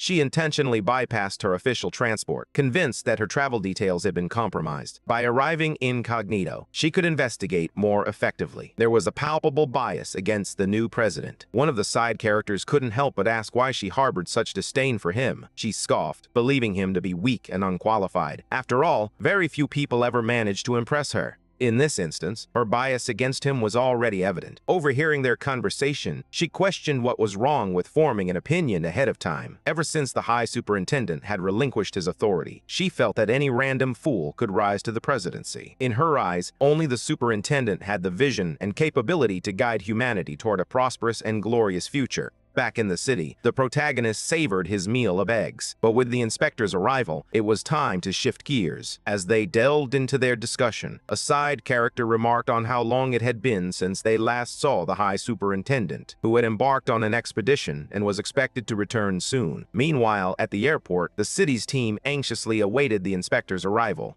As they began to grow suspicious of her delay, they chose to wait a little longer. The first inspections commenced. Two of the inspector's assistants made their way to a store to kick off the evaluation process. It was there that they stumbled upon something peculiar. Every single product on the shelves was made from eggs. This unsettling discovery deeply disturbed one of the assistants. He declared that he couldn't even bear to look at or hear about eggs, which puzzled the inspector, considering the man was both blind and deaf. As the inspector continued interviewing the townsfolk, another assistant questioned a citizen about the Zombie King's administration. When asked if he had ever had any complaints, the citizen replied enthusiastically that the king was simply wonderful. He offers free houses and eggs. During the interview, however, the unexpected happened. The citizen's arm suddenly detached. The inspector was taken aback, panic rising within him as he worried for the man's well-being. But the citizen simply picked up his arm and strolled away, casually explaining that it was merely a prosthetic. "No need to worry," he added with a nonchalant grin. Despite their best efforts, the assistant found themselves utterly bewildered. There wasn't a single rational person to be found in the entire city. This was the first time the inspector had encountered such absurdity among humanity. It felt as if she had stumbled into a realm of the undead. She began to suspect that the Zombie King had constructed a city exclusively for oddballs and lunatics. It was a perilous feast for the senses.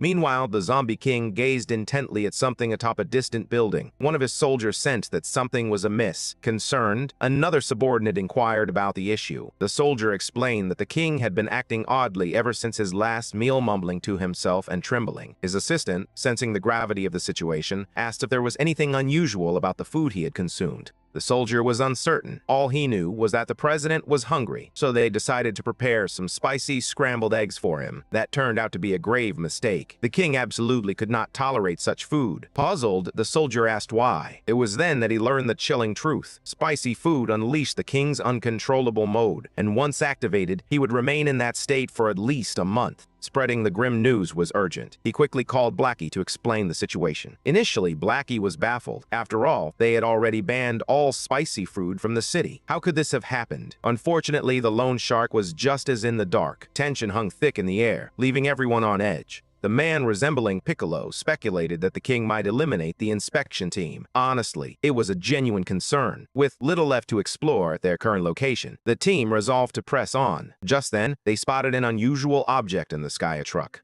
The truck crashed nearby, sending debris scattering in all directions. Moments later, the zombie king himself made his entrance, leaving the inspectors bewildered. They had been assured there wouldn't be a truck in the area. Yet, standing before them, the president appeared almost giddy. He announced that he would personally guide the inspector on a tour of his city. The inspection team struggled to regain their composure after the shockwave. They were bewildered, unsure of what had just transpired. Even more troubling was the identity of the man before them, a figure radiating an oppressive aura. The zombie king's gaze fixed on the inspector, his eyes piercing through the chaos. An overwhelming pressure emanated from him, leaving the team on edge. An overwhelming sense of fear washed over her. She didn't recognize the man before her, and that disappointment was palpable. He voiced his frustration, lamenting that she had forgotten him. After all, he was the zombie she had been desperately searching for. The revelation sent a chill down her spine. This was not the image she had held in her mind. In fact, she could have sworn he hadn't looked like this at all. He explained that the only difference was that he had simply removed his mask. As he stepped closer, she instinctively took a step back. It was a generous gesture. After all, she had traveled a long way. He had prepared a special gift for her, the best spicy eggs she would ever taste. Dozens of his citizens were already on hand, ready to serve the meal.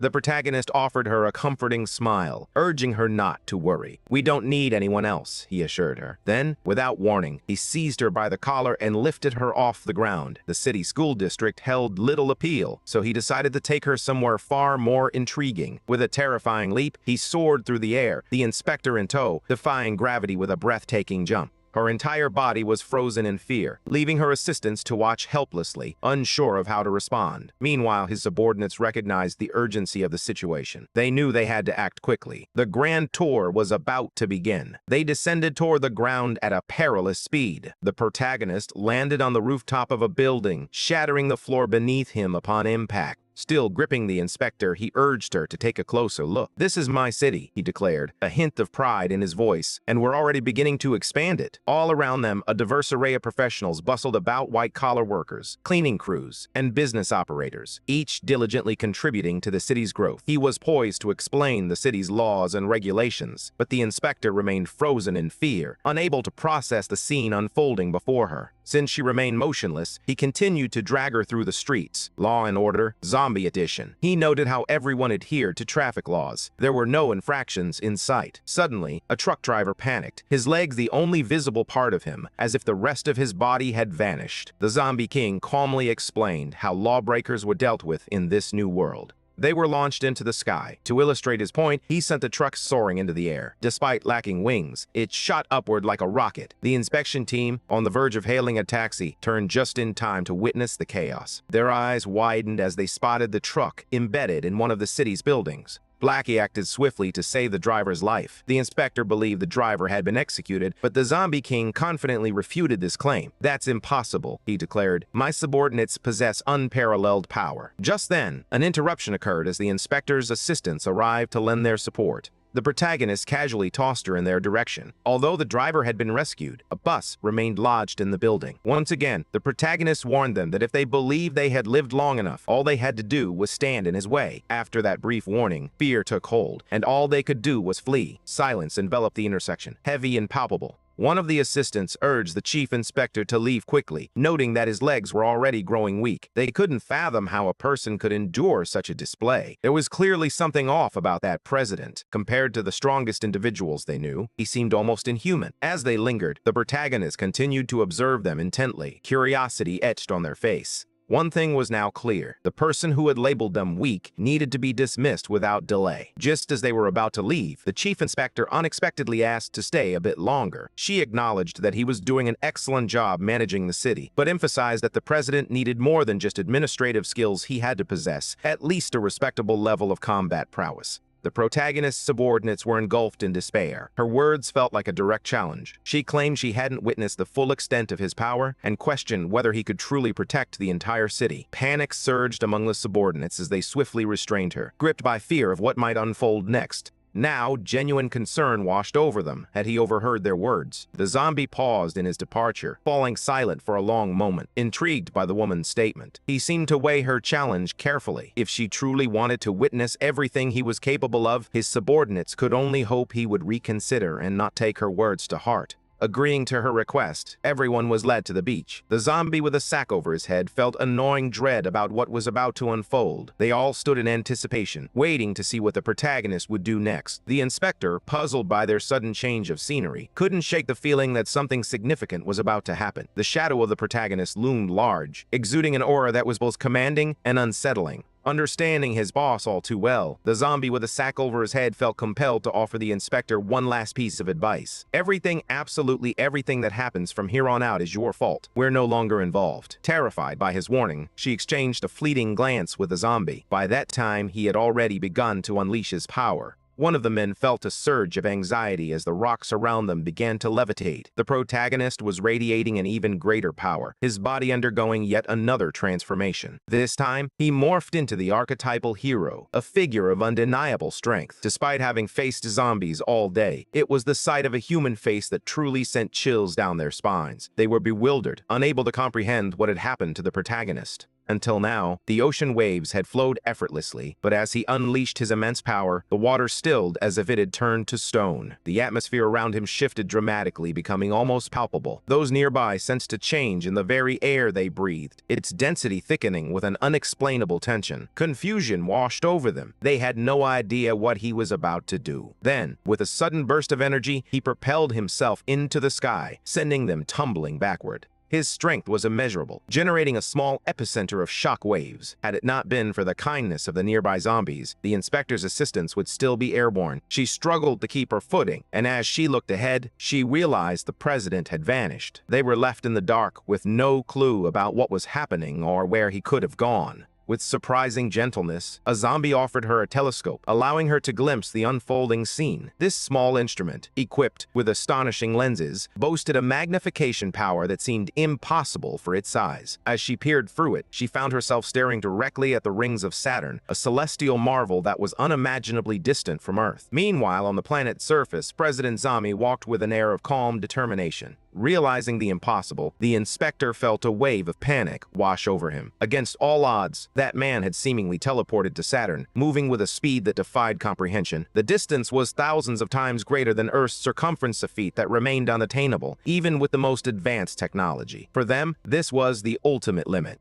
Even if he were human, what he had accomplished was beyond the realm of human capabilities. Resolute in showcasing more of his power, the protagonist extended his hand. Gradually, he began to close it, as if preparing to unleash a devastating strike, adopting a poised and offensive stance. Once he felt ready, he swung his entire arm, delivering an astonishingly powerful blow. Even from Earth, they sensed it had crossed into a realm of peril. In a panic, the lone shark commanded everyone to take cover at once. The wind generated by that single motion was nothing short of monumental, unleashing a small cataclysm in the heart of the ocean. Towering waves, fit for an apocalyptic scene, surged toward the continent. On the beach, panic swept through the crowd as people stood frozen, overwhelmed by fear. Meanwhile, at headquarters, the ground trembled violently, shaking the very foundation of the building. A piercing alarm echoed throughout the city, announcing the imminent threat. A level 12 tsunami had been detected. Violet, upon hearing the news, was struck with disbelief. The reality of the situation was nothing short of terrifying. The colossal surge of water threatened to obliterate the entire human race. Dawn could only scream in terror, paralyzed by the overwhelming reality. Even if they had the will to act, they were utterly powerless. The city's defense system activated at its most basic level, massive walls rising in a desperate attempt to contain the oncoming tide. Meanwhile, far out in the ocean, a strange clearing began to take shape. The water had receded from the area, revealing the epicenter of the impact where the protagonist stood, eager to gauge whether this display of power was enough to prove his strength. From the vantage point of space, the full extent of the event was visible, a breathtaking spectacle. The inspector, rendered speechless by the sight, felt like an ant beneath the watchful gaze of the protagonist, who surveyed them with an air of quiet confidence. Transforming once more, he set off toward his city, flanked by his loyal subordinates. Meanwhile, the inspection team reached a startling conclusion. Even monsters possessed more humanity than that individual. Their taxi sped away, heading back to a place they should never have abandoned. Despite the overwhelming show of force, it was clear that the city would remain firmly in their grasp. Meanwhile, on the other side of the planet, intriguing developments were taking place within the prison walls. The soldiers stood guard, their vigilance unwavering. As they examined the body of the zombie king, confusion lingered in the air. They struggled to understand how this creature had managed to overpower him. It was truly remarkable that the mad professor had succeeded in creating such a formidable life form. He had attempted to create a god, but unfortunately the creature lay lifeless before him. Despite the professor's ambitions, it showed no signs of life. Meanwhile, lurking in the shadows, an undercover spy diligently carried out his mission. Following the professor's meticulous instructions, he carefully mixed the ingredients in precise proportions, hoping to breathe life back into the zombie once more. He had to wait for the perfect moment to inject the solution into the dormant body. As soon as the patrol guard announced he would step out for his round, the spy sprang into action. He managed to strike the creature's neck with the injection, but it wasn't long before he was caught by the head officer on the floor. In a panic, the officer demanded to know if the spy understood the gravity of what he had just done. The creature's eyes glowed with malevolence once more. Suddenly, explosions erupted throughout the prison, shaking its very foundations. The president, who had once underestimated the zombie, now found himself gripped by sheer terror. Alarms blared relentlessly, echoing through the halls as smoke billowed from the wreckage. The zombie king had awakened again, as if he had emerged from a long, dark nightmare. He received orders from the professor to get them out of there. The professor had promised to make him even stronger than that other monster. Above, an aircraft was approaching the prison. Inside, someone was furiously kicking the hatch that kept them locked in. With one final, powerful kick, the door flew open, sending it hurtling into the air and putting all the passengers in jeopardy. The plane had been hijacked, and the hijackers commanded everyone to remain still. They assured the passengers that as long as they cooperated, no one would be harmed. Faced with the gravity of the situation, the crew members chose to comply. Meanwhile, the Blood Queen had donned her attire, ready for the unfolding chaos. Her subordinate reminded her of the bomb strapped to the professor's body, a grim reminder of the stakes at play. She understood the gravity of the situation, yet there were no alternatives. To her, it felt like nothing more than a human deception. If she couldn't manage this herself, she wouldn't deserve the title of queen. As soon as they reached the target location, they leaped from the aircraft, descending toward the prison. The queen's orders were unmistakable. They had to be even more ruthless than the humans. Inside the prison, several presidents were alerted to the invasion. It felt like a grand conspiracy aimed at triggering a mass breakout. Tension filled the air as everyone braced for the worst. The vampires had breached the facility, facing fierce resistance from the soldiers. Amid the chaos, one of the humans urged everyone to remain calm, reminding them that there were still 30 presidents inside the facility. In the lower levels, the tension was palpable as they realized a prison break might be in progress. Meanwhile, the Blood Queen remained unfazed by the chaos surrounding her. Positioned in the upper levels, she was flanked by the professor and all the presidents, who were tasked with securing the facility. However, in the depths of the prison, where the true prisoner was confined, one of the presidents had already endured more than his fair share of brutal beatings.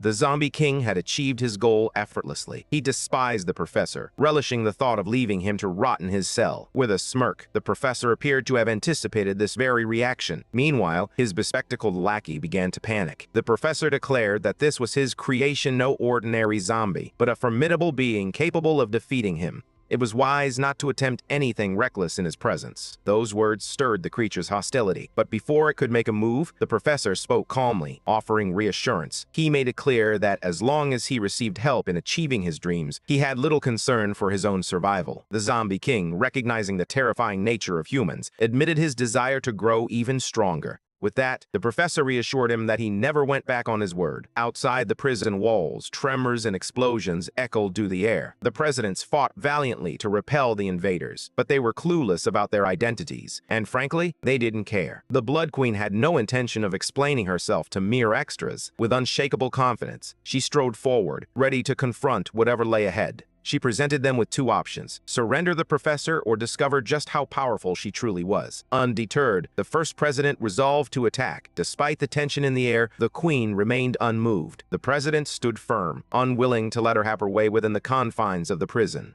The fight concluded more swiftly than anyone anticipated. Shattered pieces of cyborgs lay strewn across the floor, remnants of a battle that had unfolded in the blink of an eye. The soldiers, mere mortals, were gripped by fear, yet they pressed on, unleashing a hail of gunfire. The queen, however, remained unfazed. She knew their human weaponry posed no real threat to her.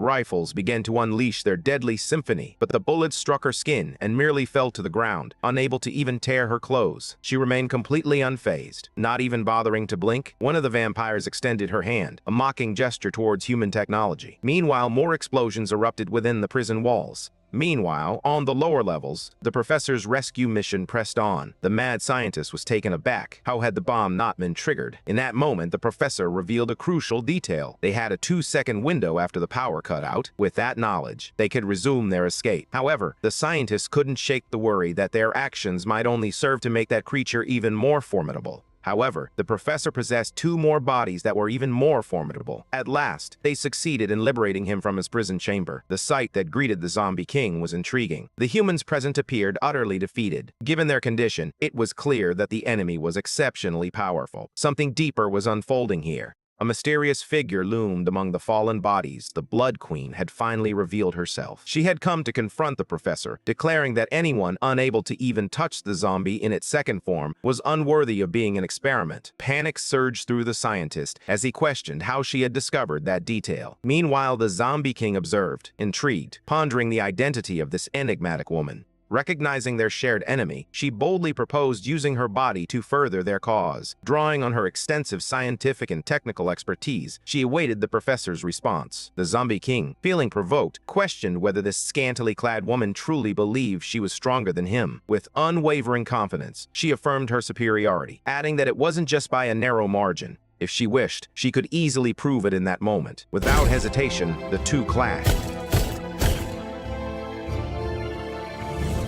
The queen emerged victorious, her strike landing with precision. For those unaware of her strength, it was a completely unexpected outcome. She showcased her overwhelming power. Had the zombie possessed wings, he surely would have taken flight. Now, he resembled a projectile, barreling through everything in his path. Having already faced defeat at the hands of the protagonist, he knew from experience that her power matched his own. Yet, he was determined not to let the fight conclude in such a manner. As he glanced at the prison's nuclear reactor, a brilliant idea sparked in his mind. An idea worthy of a true genius. If he couldn't emerge victorious, then everyone would turn to dust alongside him. With all his strength, the mad scientist struck the reactor, seizing the moment to declare that this man had never been trustworthy. A chain reaction ignited, and it was only a matter of time before everything erupted. With a mere flick of her wrist, the queen turned her gaze toward the reactor. She lowered her hand, fingers outstretched, commanding reality itself to reverse the explosion. It was a display of power that none of them had anticipated. As if that weren't enough, she seemed to manipulate gravity, pinning the immortal creature beneath the immense weight of her weapon. His ashen body now resembled a piece of gum stuck to the pavement, utterly defeated. The humans found themselves grappling with the horrifying sight before them. It was undeniably terrifying. The queen sneered at the creature, a being so feeble yet audacious enough to call himself king. It was time to impart a lesson. Holding the creature firmly in her grasp, she was determined to uncover how the protagonist had managed to defeat him.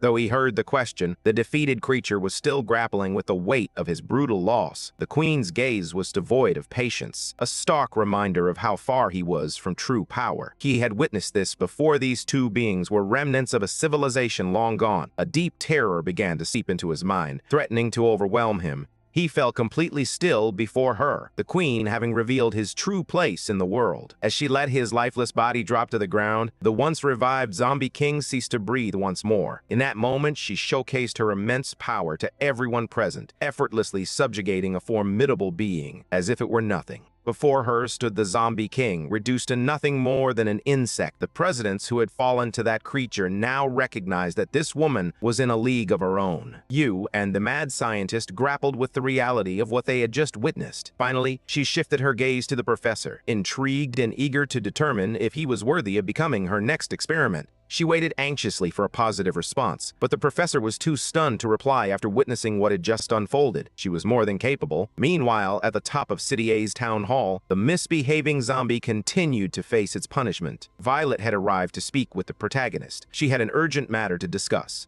Despite being warned that this wasn't the best time, Violet couldn't afford to wait. It was an emergency. His subordinate attempted to caution her about the dangers ahead, but Violet brushed off his concerns, claiming she had no idea what he meant. With determination, she stepped into the president's office, announcing that she had terrible news. The protagonist greeted her with a casual demeanor, revealing that he was currently in his second form. Now she grasped the peril she was in, yet it struck her as odd that the protagonist remained so calm despite the circumstances. He mentioned that he enjoyed shaking things up occasionally and asked what had led her to this moment. Without a moment's hesitation, she revealed that the professor had escaped from prison. He already knew this. After all, no prison could ever truly hold that fiery red-headed woman. Just 10 minutes earlier, Violet found herself puzzled by how he already seemed to know. The queen had unleashed her bloodline power, and he had sensed the surge of energy. The mention of bloodline made Violet pause. She realized she needed to relay this information to her superiors. However, since she was already there, the protagonist gently urged her not to rush off. It had been a while since he had last interacted peacefully with a human.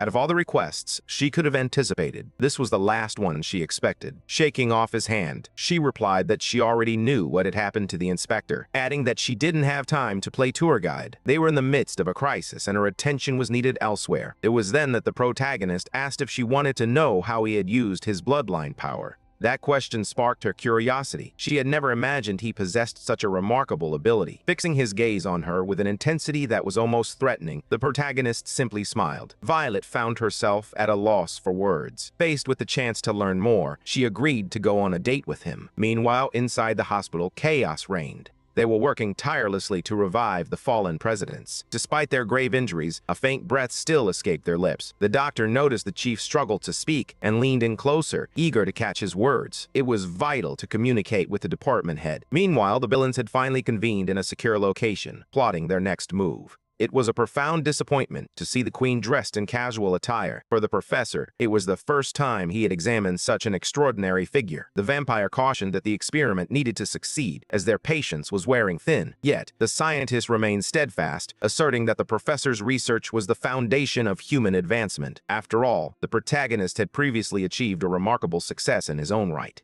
Despite her being a vampire, the experiment would succeed. All that was required were the protagonist's genes. Aware of this, the vampires secretly hoped they wouldn't be the ones assigned to collect that genetic material. The professor reassured them that he wasn't foolish enough to send them to their doom. Yet, unease lingered among them, as the possibility of a perilous mission still loomed. They were curious about his plans for acquiring the material, and whether he anticipated it would be delivered as a gift. The queen, too, appeared intrigued. With a sly grin, the scientist prepared to unveil his revelation. They already possessed a sample of the genetic material. The vampires were taken aback, utterly bewildered by how he had managed to obtain it. A human had gathered genetic samples during a series of experiments to determine if she had transformed into a zombie. One of the professor's spies successfully extracted a sample. The vampires were taken aback by the human's cunning. Planting spies among their enemies was an exceptionally effective strategy. Now it was time to set their plans in motion. In City Edge, Violet had gone out to dinner with the protagonist. His abilities truly matched his name, but she couldn't shake the fear that she might not return to her usual self, or worse, that there could be unforeseen side effects. As her doubts swirled, he offered her a reassuring smile.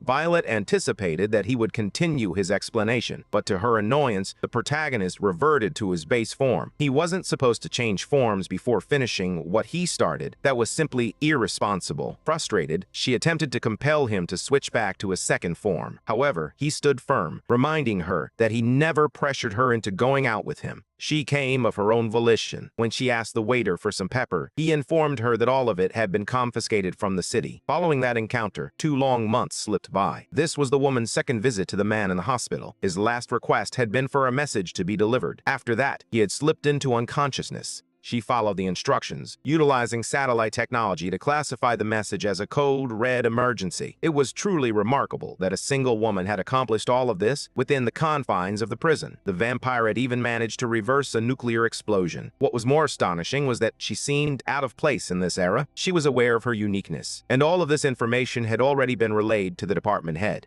Deep within the underground of an abandoned city, remnants of advanced technology flickered to life. It resembled a hidden metropolis, steeped in forgotten knowledge. One of the men suddenly received a message, urgency etched on his face. He approached the department head, reporting the unfolding emergency. The head of the department emerged, clad in a striking suit of armor that exuded both power and style, his hairstyle defying practicality and making any battle seem even more challenging. Amidst the ancient ruins, they discovered human remains among them, a mummy. This was the only genetic material unearthed in the desolate city. A soldier reported the alarming details of the situation. Professor Jamie, who had been imprisoned, had escaped. The revelation sent a ripple of unease through the ranks, leaving even the most seasoned soldiers visibly shaken. Before them lay a body from an ancient era of humanity. Upon closer inspection, they discovered 134 fractures clearly inflicted by a monstrous force. This chilling revelation sent shivers down the spines of the soldiers. Even more horrifying was the fact that the body had been burned to a crisp, preserving it for millennia. Now it stood as nothing more than an empty husk, a haunting reminder of a long-lost past.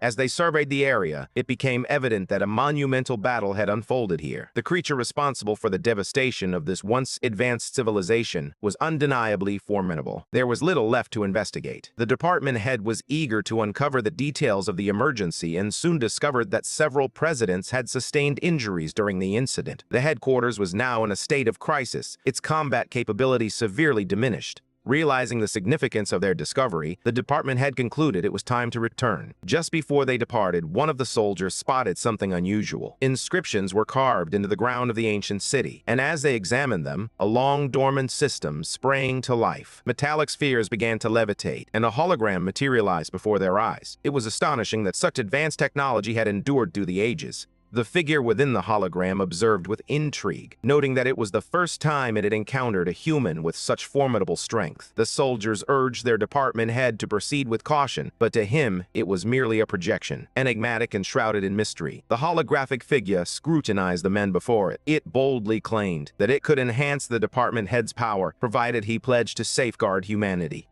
To him, it felt only natural. Within those ancient ruins, his desire was to unravel the mysteries of history and understand how an entire civilization had been wiped from existence. As the enigmatic figure loomed behind him, a film began to play. The humans watched with bated breath, eager to discover what would unfold. To their astonishment, the figure that emerged was none other than the protagonist himself. It was so bizarre it felt like a bad joke. 1,000 years ago, Earth was not confined to just 2 large continents. Instead, it boasted 8 oceans, 7 continents, and numerous nations. Humanity had united to such an extent that they could create remarkable inventions. They had attained a level of knowledge that enabled them to build space stations. Their technology had advanced beyond imagination, enabling them to forge incredible weapons. They had even battled aliens. Yet the technology of those extraterrestrial foes paled in comparison to what humanity had developed. Even the monsters lurking in the depths of the earth trembled at the thought of mankind. However, there was one being they had never managed to conquer, the zombie. After hearing his brief history, they couldn't help but wonder why they had failed to stop him. He was the answer to everything, the reason behind it all. While it was easy to believe, it wasn't the revelation they had anticipated. One soldier harbored doubts, suspecting they were being deceived. The figure in the phone note didn't appear strong at all. To the department head, it seemed unlikely that an ancient civilization would squander its time on deceit.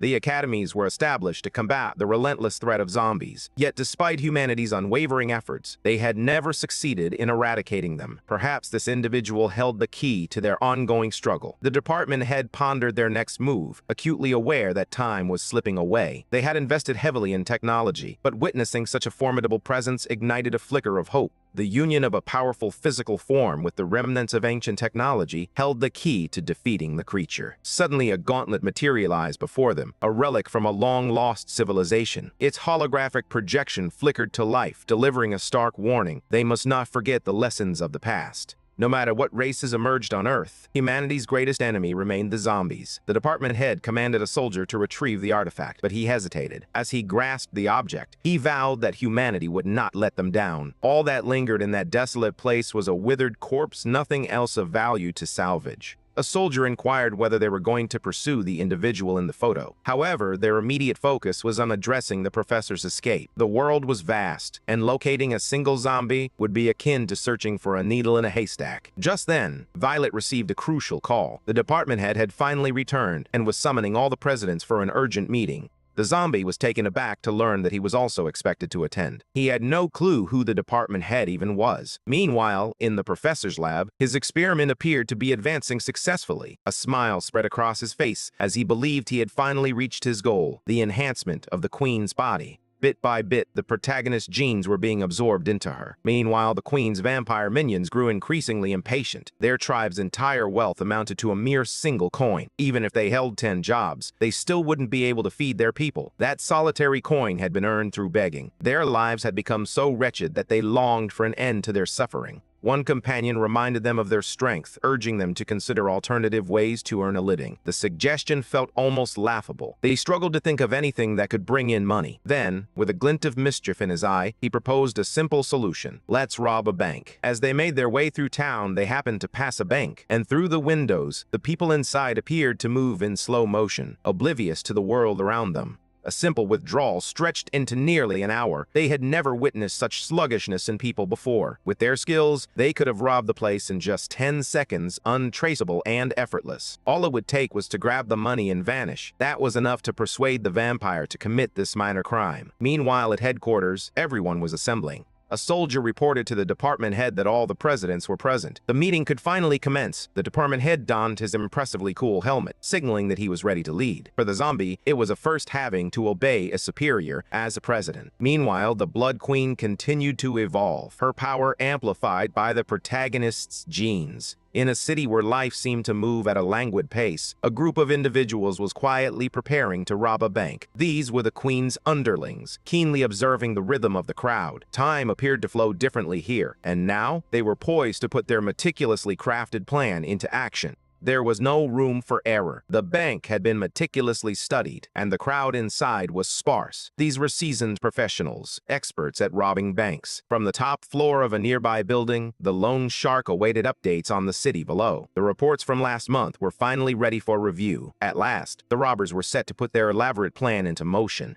They stormed into the bank, heavily armed, unaware that they had just breached the infamous Bank of City at the stronghold of the zombies. According to the soldiers' calculations, the bank's economic assets surpassed a staggering $430 billion. Longshark, their commanding officer, ordered an immediate recalculation. They couldn't afford any missteps. After all, they served the most powerful being in existence. The soldiers, fueled by enthusiasm and unwavering determination, nodded in agreement without a moment's hesitation. Meanwhile, on the first floor, the vampires declared their audacious heist. It didn't take long for them to seize a staggering amount of money. As the Longshark observed the city, he noticed unusual activity unfolding. The vampires were already making their escape, reveling in the belief that they would never again face the specter of poverty. Just then, an urgent alert arrived, shattering their moment of triumph. Blackie received the shocking news. They had just been robbed. It couldn't be real. Such an event was simply unacceptable in this city. Yet, as he contemplated the vast sum of money involved, the vampire leader couldn't suppress a flicker of delight. But then, in an instant, a familiar and threatening presence washed over him, calling his name. He had experienced this feeling before, but now it hit him with a new intensity, fury. How could his subordinate have failed to check the ownership of that bank? But then again, it was a harsh truth his underling couldn't read. They had just learned the hard way that the bank they had robbed belonged to the zombies. Now they were undoubtedly in for a long and brutal reckoning.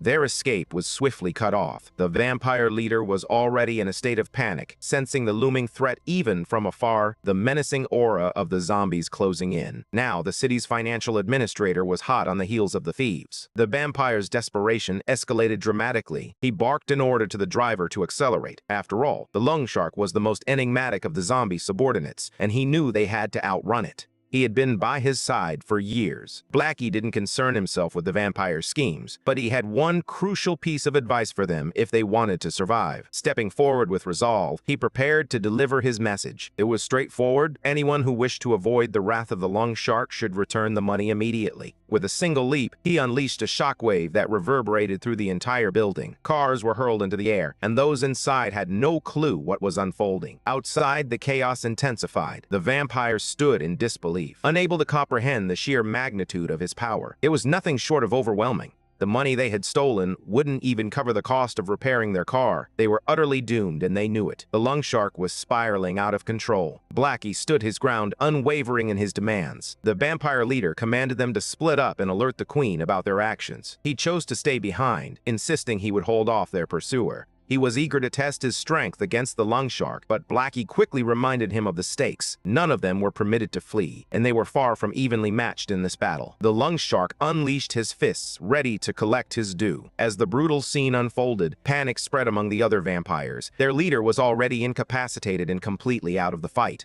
At the headquarters city, the presidents gathered, anticipation hanging in the air as they awaited the arrival of the department head. When he finally stepped in, a chorus of salutes greeted him. Aware of the professor's escape, he nonetheless had a more pressing issue to address. With a solemn air, he unveiled the artifact recovered from the ancient ruins. The golden gauntlet captivated everyone in the room. An artifact from ancient times, it left all the presidents in awe. The department head revealed that he had unearthed it from the depths of a canyon. One of the supporting officers speculated that this discovery could turn the tide in their battle against the professor. However, the department head quickly interjected, clarifying that it would be wielded against an even greater evil. The message left by the ancient civilization revealed a far greater threat looming over Earth One that had led to their own destruction. The mere knowledge of such a monster sent shivers down the spines of the presidents. Violet, unable to grasp the gravity of it all, even questioned if it was some kind of joke. The thought of such a being was simply overwhelming. The department head solemnly confirmed that the ancient civilization had underscored the peril posed by this existence.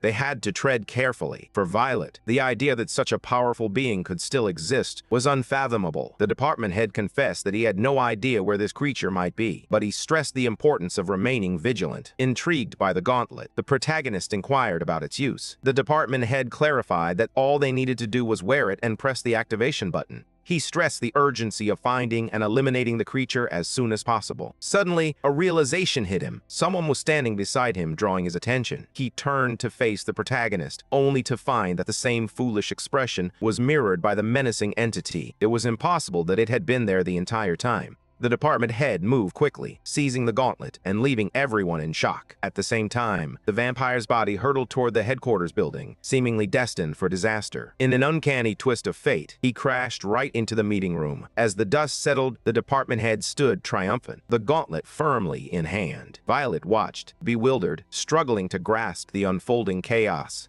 The room lay in ruins from the recent impact, and in one corner, the vampire slumped, clearly defeated. Just moments later, Blackie entered, his resolve hardening as he prepared to exact punishment for the chaos the vampire had wrought upon his city. The vampire whimpered, desperately longing for rescue from his queen. Yet, to those present, the identities of these figures remained a mystery, and none had ever encountered this vampire before. Violet soon recognized him as one of the protagonist's subordinates. The curious zombie inquired about the lone shark's presence. Meanwhile, one of the soldiers picked up a signal with his systems. Outside, Blackie continued to watch, now completely encircled by the most formidable leaders. One of the side characters was resolute in proving to this zombie that he was out of place here. Furious, Blackie declared that this was not their concern and began to demonstrate the vast gap in their power levels. The presidents were being struck down as if they were mere children. Even that small group stood no chance against a single subordinate of the protagonist. They were swiftly and effortlessly subdued. The women quickly realized that Blackie was far stronger than the chainsaw zombie. The side character had been strategically positioned next to the vampire, as they both often found themselves on the receiving end of a beating. Blackie, however, had lost his patience. It was time to take action. The swirling dust in the air looked perilous, prompting Violet to urgently warn the girl not to touch it.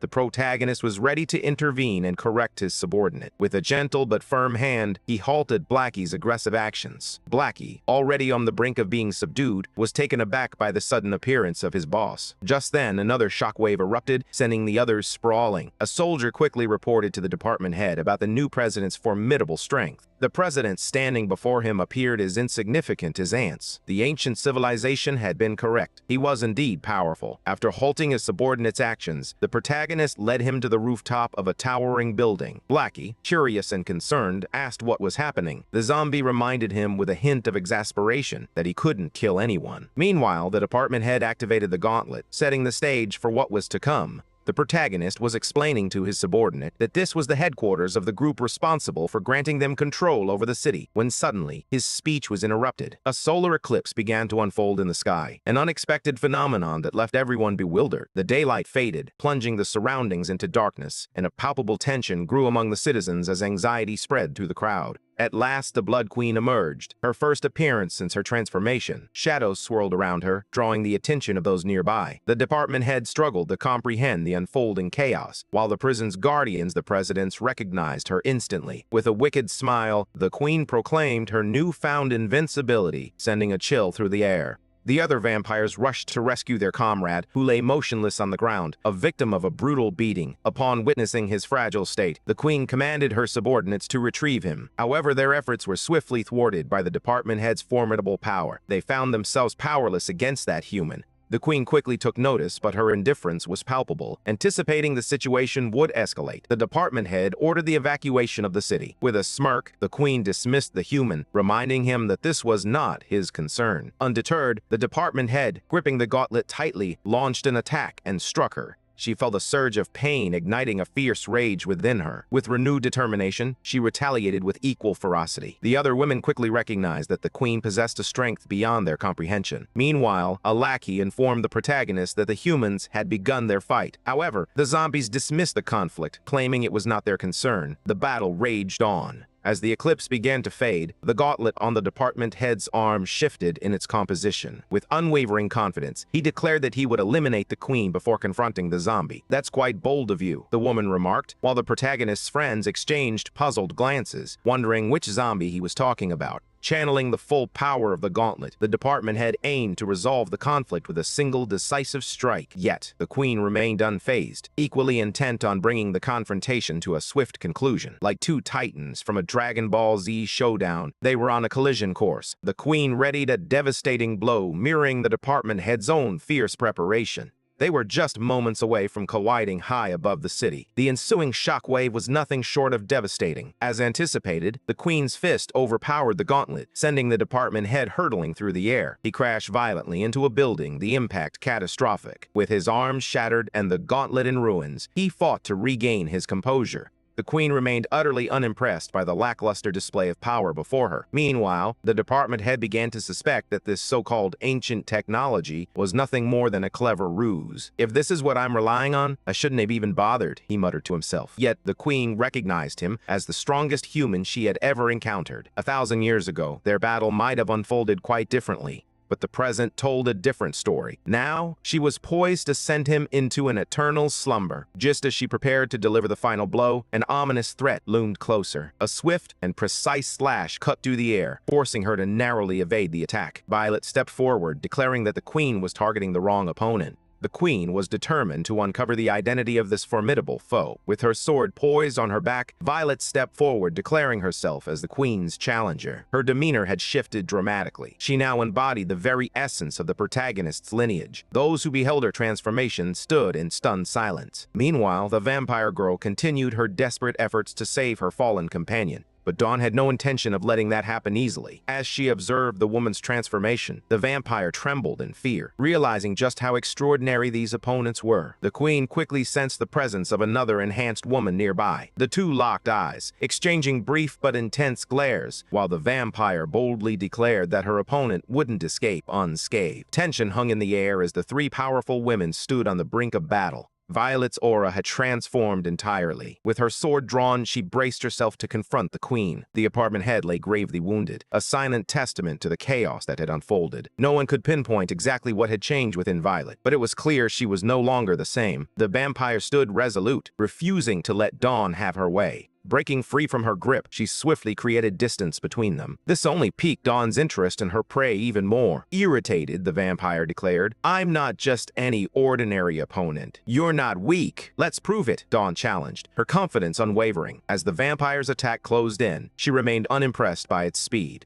She intercepted the attack with ease, the outcome of this fight already predetermined. Dawn began to overpower the vampire effortlessly, leaving the observing presidents in shock at her strength. The vampire attempted to evade her strikes with bizarre acrobatics, but there was a hidden trick in her movements that hinted at a deeper strategy. Using a small amount of her own blood, she conjured clones of herself. Yet, none could stand against Dawn. The clones swiftly dissipated, leaving the vampire questioning whether Dawn was even human. The Blood Queen steeled herself for battle. Violet, too, drew her sword, but the sheer magnitude of her power was undeniable. She sliced effortlessly through the buildings behind her, leaving the main headquarters teetering on the brink of collapse, much to the horror of the presidents. The sheer power she wielded was astonishing, evoking a sense of familiarity that sent shivers down their spines. The queen understood what had transpired. This woman had also been empowered. Yet, despite this revelation, the queen's desire remained unwavering. She craved revenge against her enemy. As she opened her eyes, her pupils glimmered with a newfound intensity. This moment had been a long time coming, and she was prepared to do whatever it took to fulfill her goal. Yet, despite the overwhelming display of power, Violet remained unfazed. She acknowledged her own limitations, admitting that she couldn't compete with the queen. If that was all the queen had to offer, then perhaps she should reconsider her quest for vengeance against the zombie. "Allow me to show you something truly entertaining," Violet smirked, igniting the queen's curiosity. With a hand raised to her face, her power began to shift. She was on the brink of revealing her second transformation. The skin on her face started to change, shifting colors in a mesmerizing display.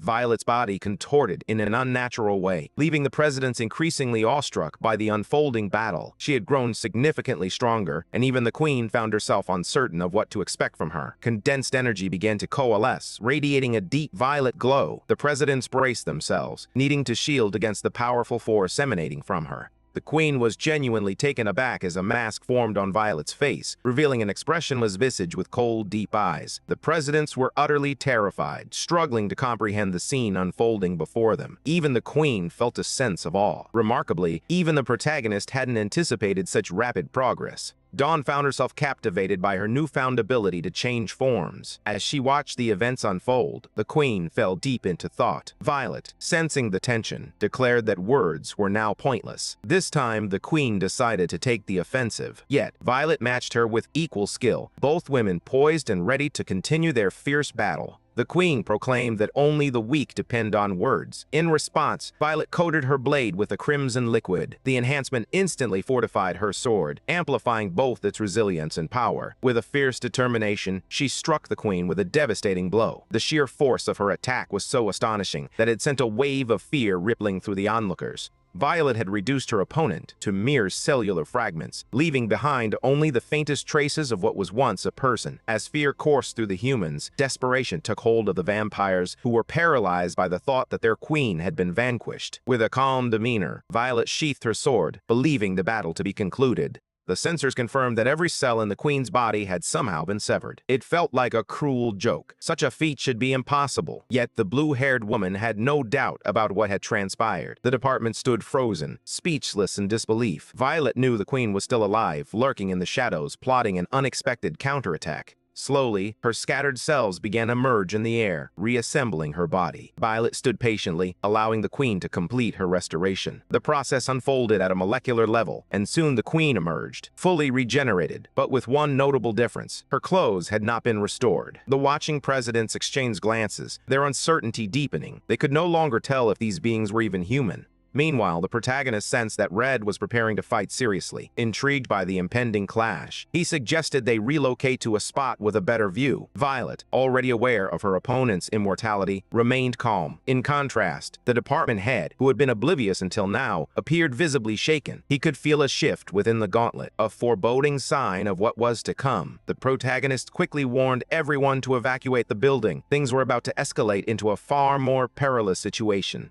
The queen was now fully clothed, her regal presence restored, while Violet stood poised for battle. With a fierce determination, the vampire raised her hand toward the sky, summoning a massive cataclysm. "This fight is far from over," she declared, her voice echoing with fury. Violet felt a surge of excitement at her words. She, too, craved the thrill of combat. Meanwhile, the protagonist had found a secure vantage point, ready to witness the unfolding clash. The blue-haired woman and another president approached his position. Meanwhile, Violet and the Queen unleashed chaos across the city. With each graceful movement of the Queen's blade, devastation followed. A series of swift strikes allowed her to slice through an entire building, which crumbled into the air as if it were made of paper. Violet deftly evaded every attack, narrowing the distance to her opponent. Their blades met with a fierce clash, the sound echoing like thunder. But this time, the human was taken by surprise. Yet she refused to be defeated. With a fierce determination, she launched a devastating counterstrike against the Queen. But as the presidents watched, they could almost feel their souls slipping away. Only one person truly rebelled in this battle, the protagonist, who observed with gleeful anticipation. Violet's slash stretched for thousands of kilometers, and the Queen quickly grasped the sheer magnitude of the attack. She was far from pleased with how events were unfolding.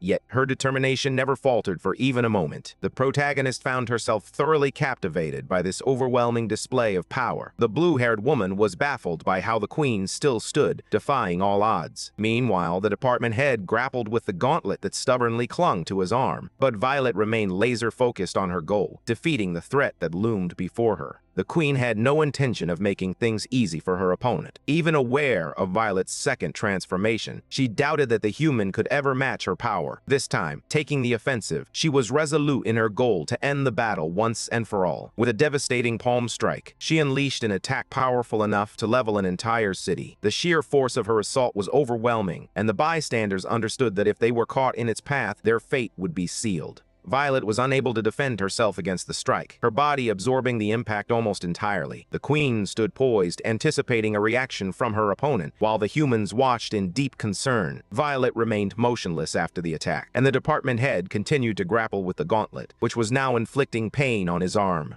A voice echoed in his mind, declaring its intention to take control of his body. Confusion washed over him as he struggled to grasp the identity of this voice, even as he felt his autonomy slipping away. Then it struck him. It was the same voice from the hologram he had encountered earlier. In a fleeting moment of clarity, Violet managed to regain her composure, acknowledging the truth in the Queen's words. The two women exchanged icy glances, each sizing the other up. As Violet withdrew the sword from her own body, she recognized a bitter truth. She couldn't harm the Queen. Yet, there was more to say. The Queen, too, was powerless against her. The blue-haired woman grasped the reality of the situation and demanded that the protagonist grant her the same power. But he refused, fully aware that the consequences could be devastatingly violent. As they remained distracted, an enormous event unfolded. Neither Violet nor the Queen noticed the shift, and even the bystanders were baffled by the strange sound that echoed around them. Meanwhile, beyond the Earth's atmosphere, colossal limbs began to emerge. Something had been revived. The colossal being loomed over the planet, its shadow casting a dark veil across vast regions. Panic seized the citizens, leaving them bewildered by the unimaginable sight before them. Meanwhile, in the city, chaos reigned as destruction unfolded. Amidst the turmoil, only the protagonist appeared unscathed, quickly realizing that countless lives were at risk.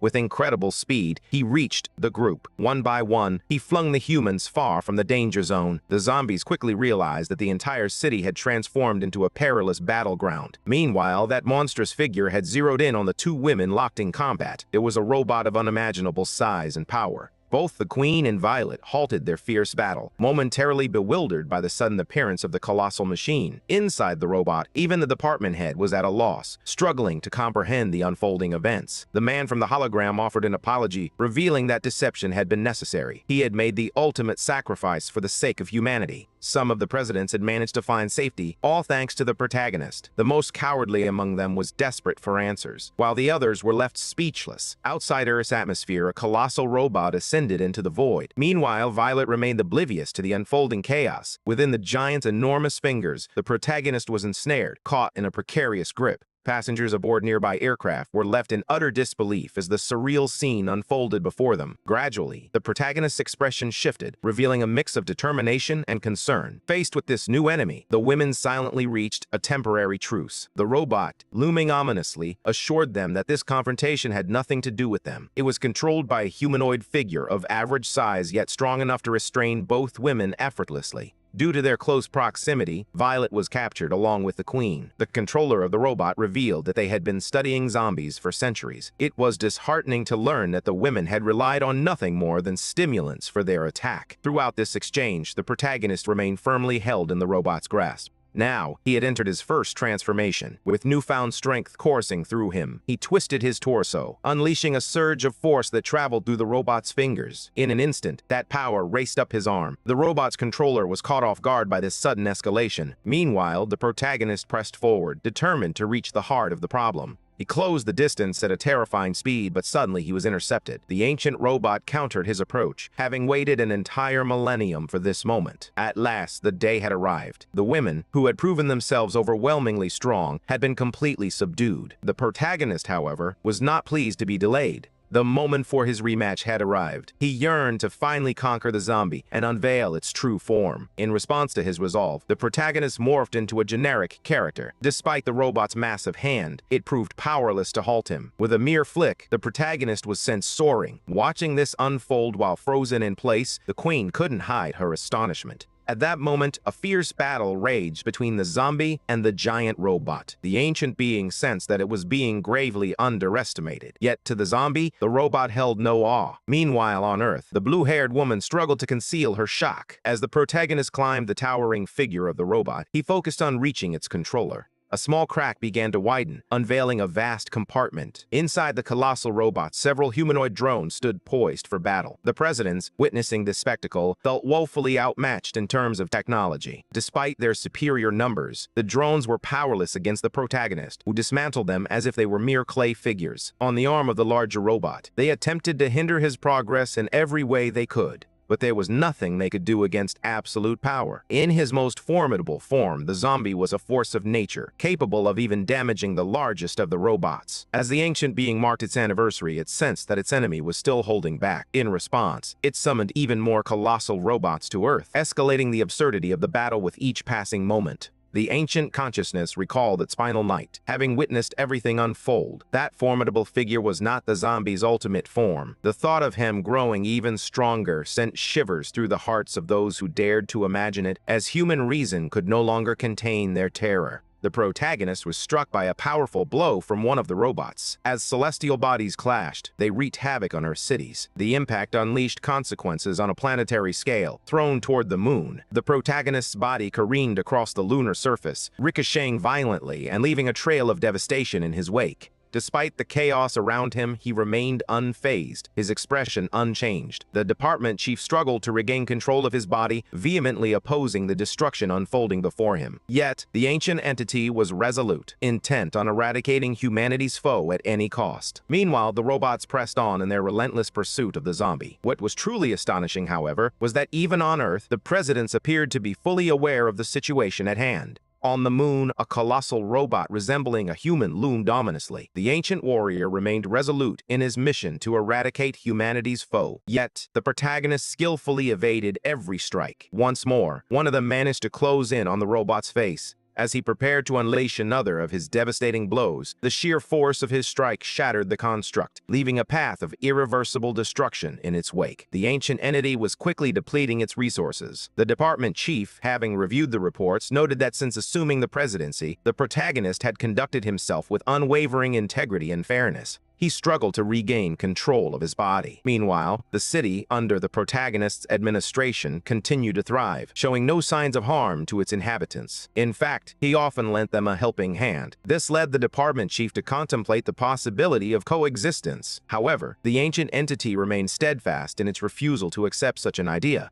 Redirecting its violent intent toward the protagonist, it declared that peaceful coexistence had been attempted in past eras. Yet just looking at the protagonist made it painfully clear there was no chance for harmony with someone so overwhelmingly powerful. Zombies, once considered an insignificant race, had always lived in the shadows until the protagonist emerged from the void. Since that moment, humanity's fate hinged on this individual's whims. An entity of such power had no place among humans, and thus it deserved to be eradicated without delay. Transforming before their eyes, the robot readied itself to unleash its most devastating attack: divine punishment. Several robots like it began to emerge in the lunar atmosphere, their swords piercing through the very fabric of the planet. Massive waves of electrical energy surged from the moon, crackling with raw power. Yet none of this could deter the protagonist, who understood that the human spirit had been relentlessly pursuing strength. After all, size and numbers alone did not equate to true power. This realization struck terror into the ancient entity. With just a snap of his fingers, the protagonist obliterated the robots, reducing them to mere dust. Massive earthquakes rippled across the lunar surface, the aftermath of this monumental battle already reaching Earth. Confronted with the looming threat, the presidents knew they had to act quickly to evacuate the citizens from the city. At last, the protagonist reached the core of the enemy. With a decisive strike, he landed an unguarded blow to its face, sending the creature plummeting toward Earth. It crashed into the ocean, creating a splash that shimmered like shattered glass. Meanwhile, the protagonist chose to descend onto the continent. With determination, he began to tear apart the land beneath him. In the face of such overwhelming power, there seemed to be little that could stand in his way. Within the city, the presidents were already focused on the urgent task of complete evacuation. Citizens frantically searched for shelter, their panic palpable. Amidst the chaos, a woman with striking blue hair noticed a crack in the ground that continued to widen. Uncertain of its implications, she felt a chill run down her spine. Meanwhile, the protagonist relentlessly tore the continent apart with his bare hands, and soon, the overwhelming terror consumed all of humanity.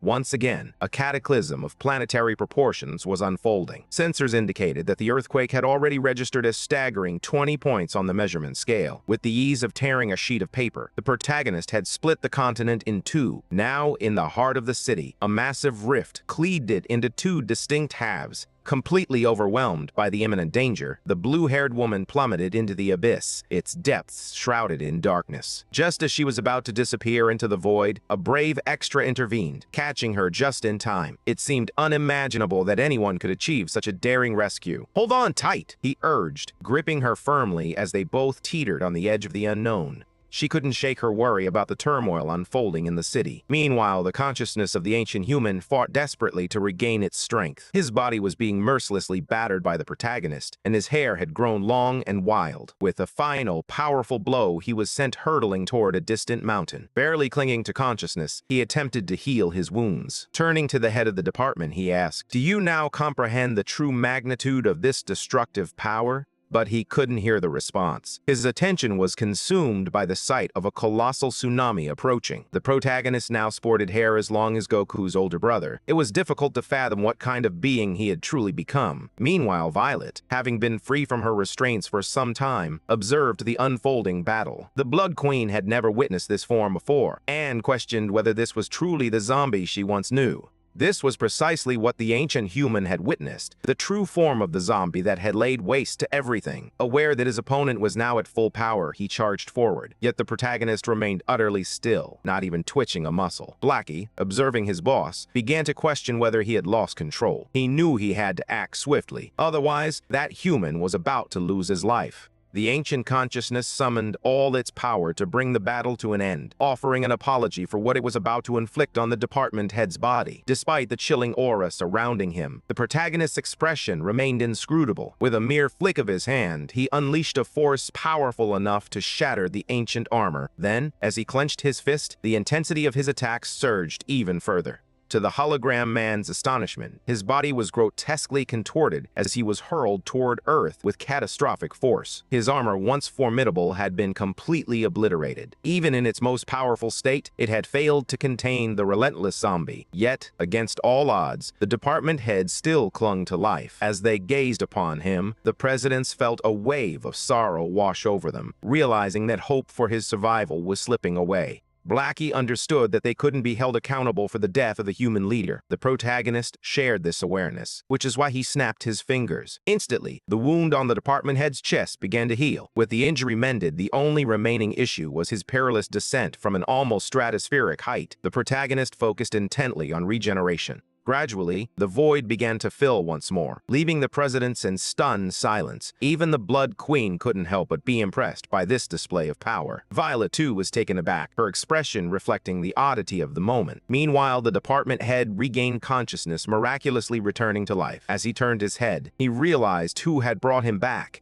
The protagonist remained resolute, doing everything in his power to complete the regeneration. At last, the head of the department grasped the gravity of the situation. He realized why the ancient civilization had been so intent on erasing him from existence. Their feelings toward that zombie were rooted in genuine fear. With this revelation, the protagonist concluded his role in the battle. There was nothing more to be done, and the presidents watched as the events reached an unusual conclusion. Violet emerged from the ocean, a striking figure transformed, her mask still in place. The zombie, having reverted to his base form, approached her with curiosity, eager to know if she had adapted to wielding the power of the bloodline. She let out a deep sigh, attributing everything to him. Their homes had been utterly erased from existence. If he had the power to end it all with a single strike, he should have done so from the very beginning. But the zombie had hesitated, not wanting to instill fear. Ironically, it was the vampires who ended up terrified. Meanwhile, the Blood Queen did her utmost to conceal herself. That event triggered a dramatic shift in the southern continent, moving it a staggering 130 kilometers and forever altering the planet's climate. It also carved out the deepest trench known to man. Fortunately, the city had been evacuated in time, resulting in almost no casualties. In an unexpected twist, the zombies were assigned the task of rebuilding the ravaged cities. Meanwhile, the head of the department continued his administrative duties, now fully aware of why the ancient civilization sought to eradicate the zombies in the first place. It was up to him to decide how to proceed. After witnessing such immense power, the chief inspector arrived in his office at his request, where he was instructed to procure high-quality eggs for an important visit that was bound to stir the city. Meanwhile, in a neighboring city, the Blood Tribe was busy establishing a new settlement. One of the tribe members impatiently urged a sluggish zombie worker to pick up the pace.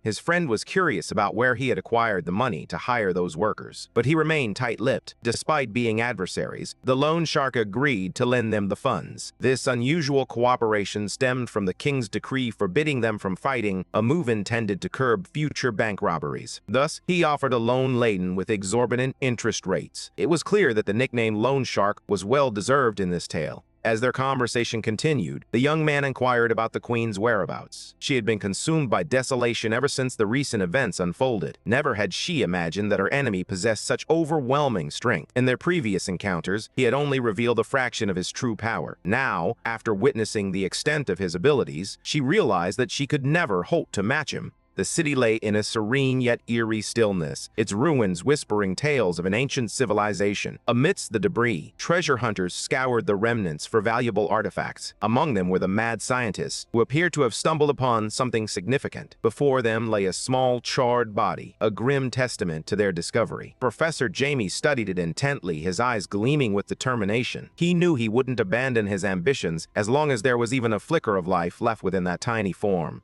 The alarm clock blared in the protagonist's room, pulling him from the depths of slumber. With a contented sigh, he reached out to silence it, but the warmth of his bed held him captive. His name was Zombie, a fitting moniker for someone who felt so disconnected from life. As he shuffled toward the refrigerator, a nagging thought crossed his mind. He had no idea how old he was or what his human life had been like.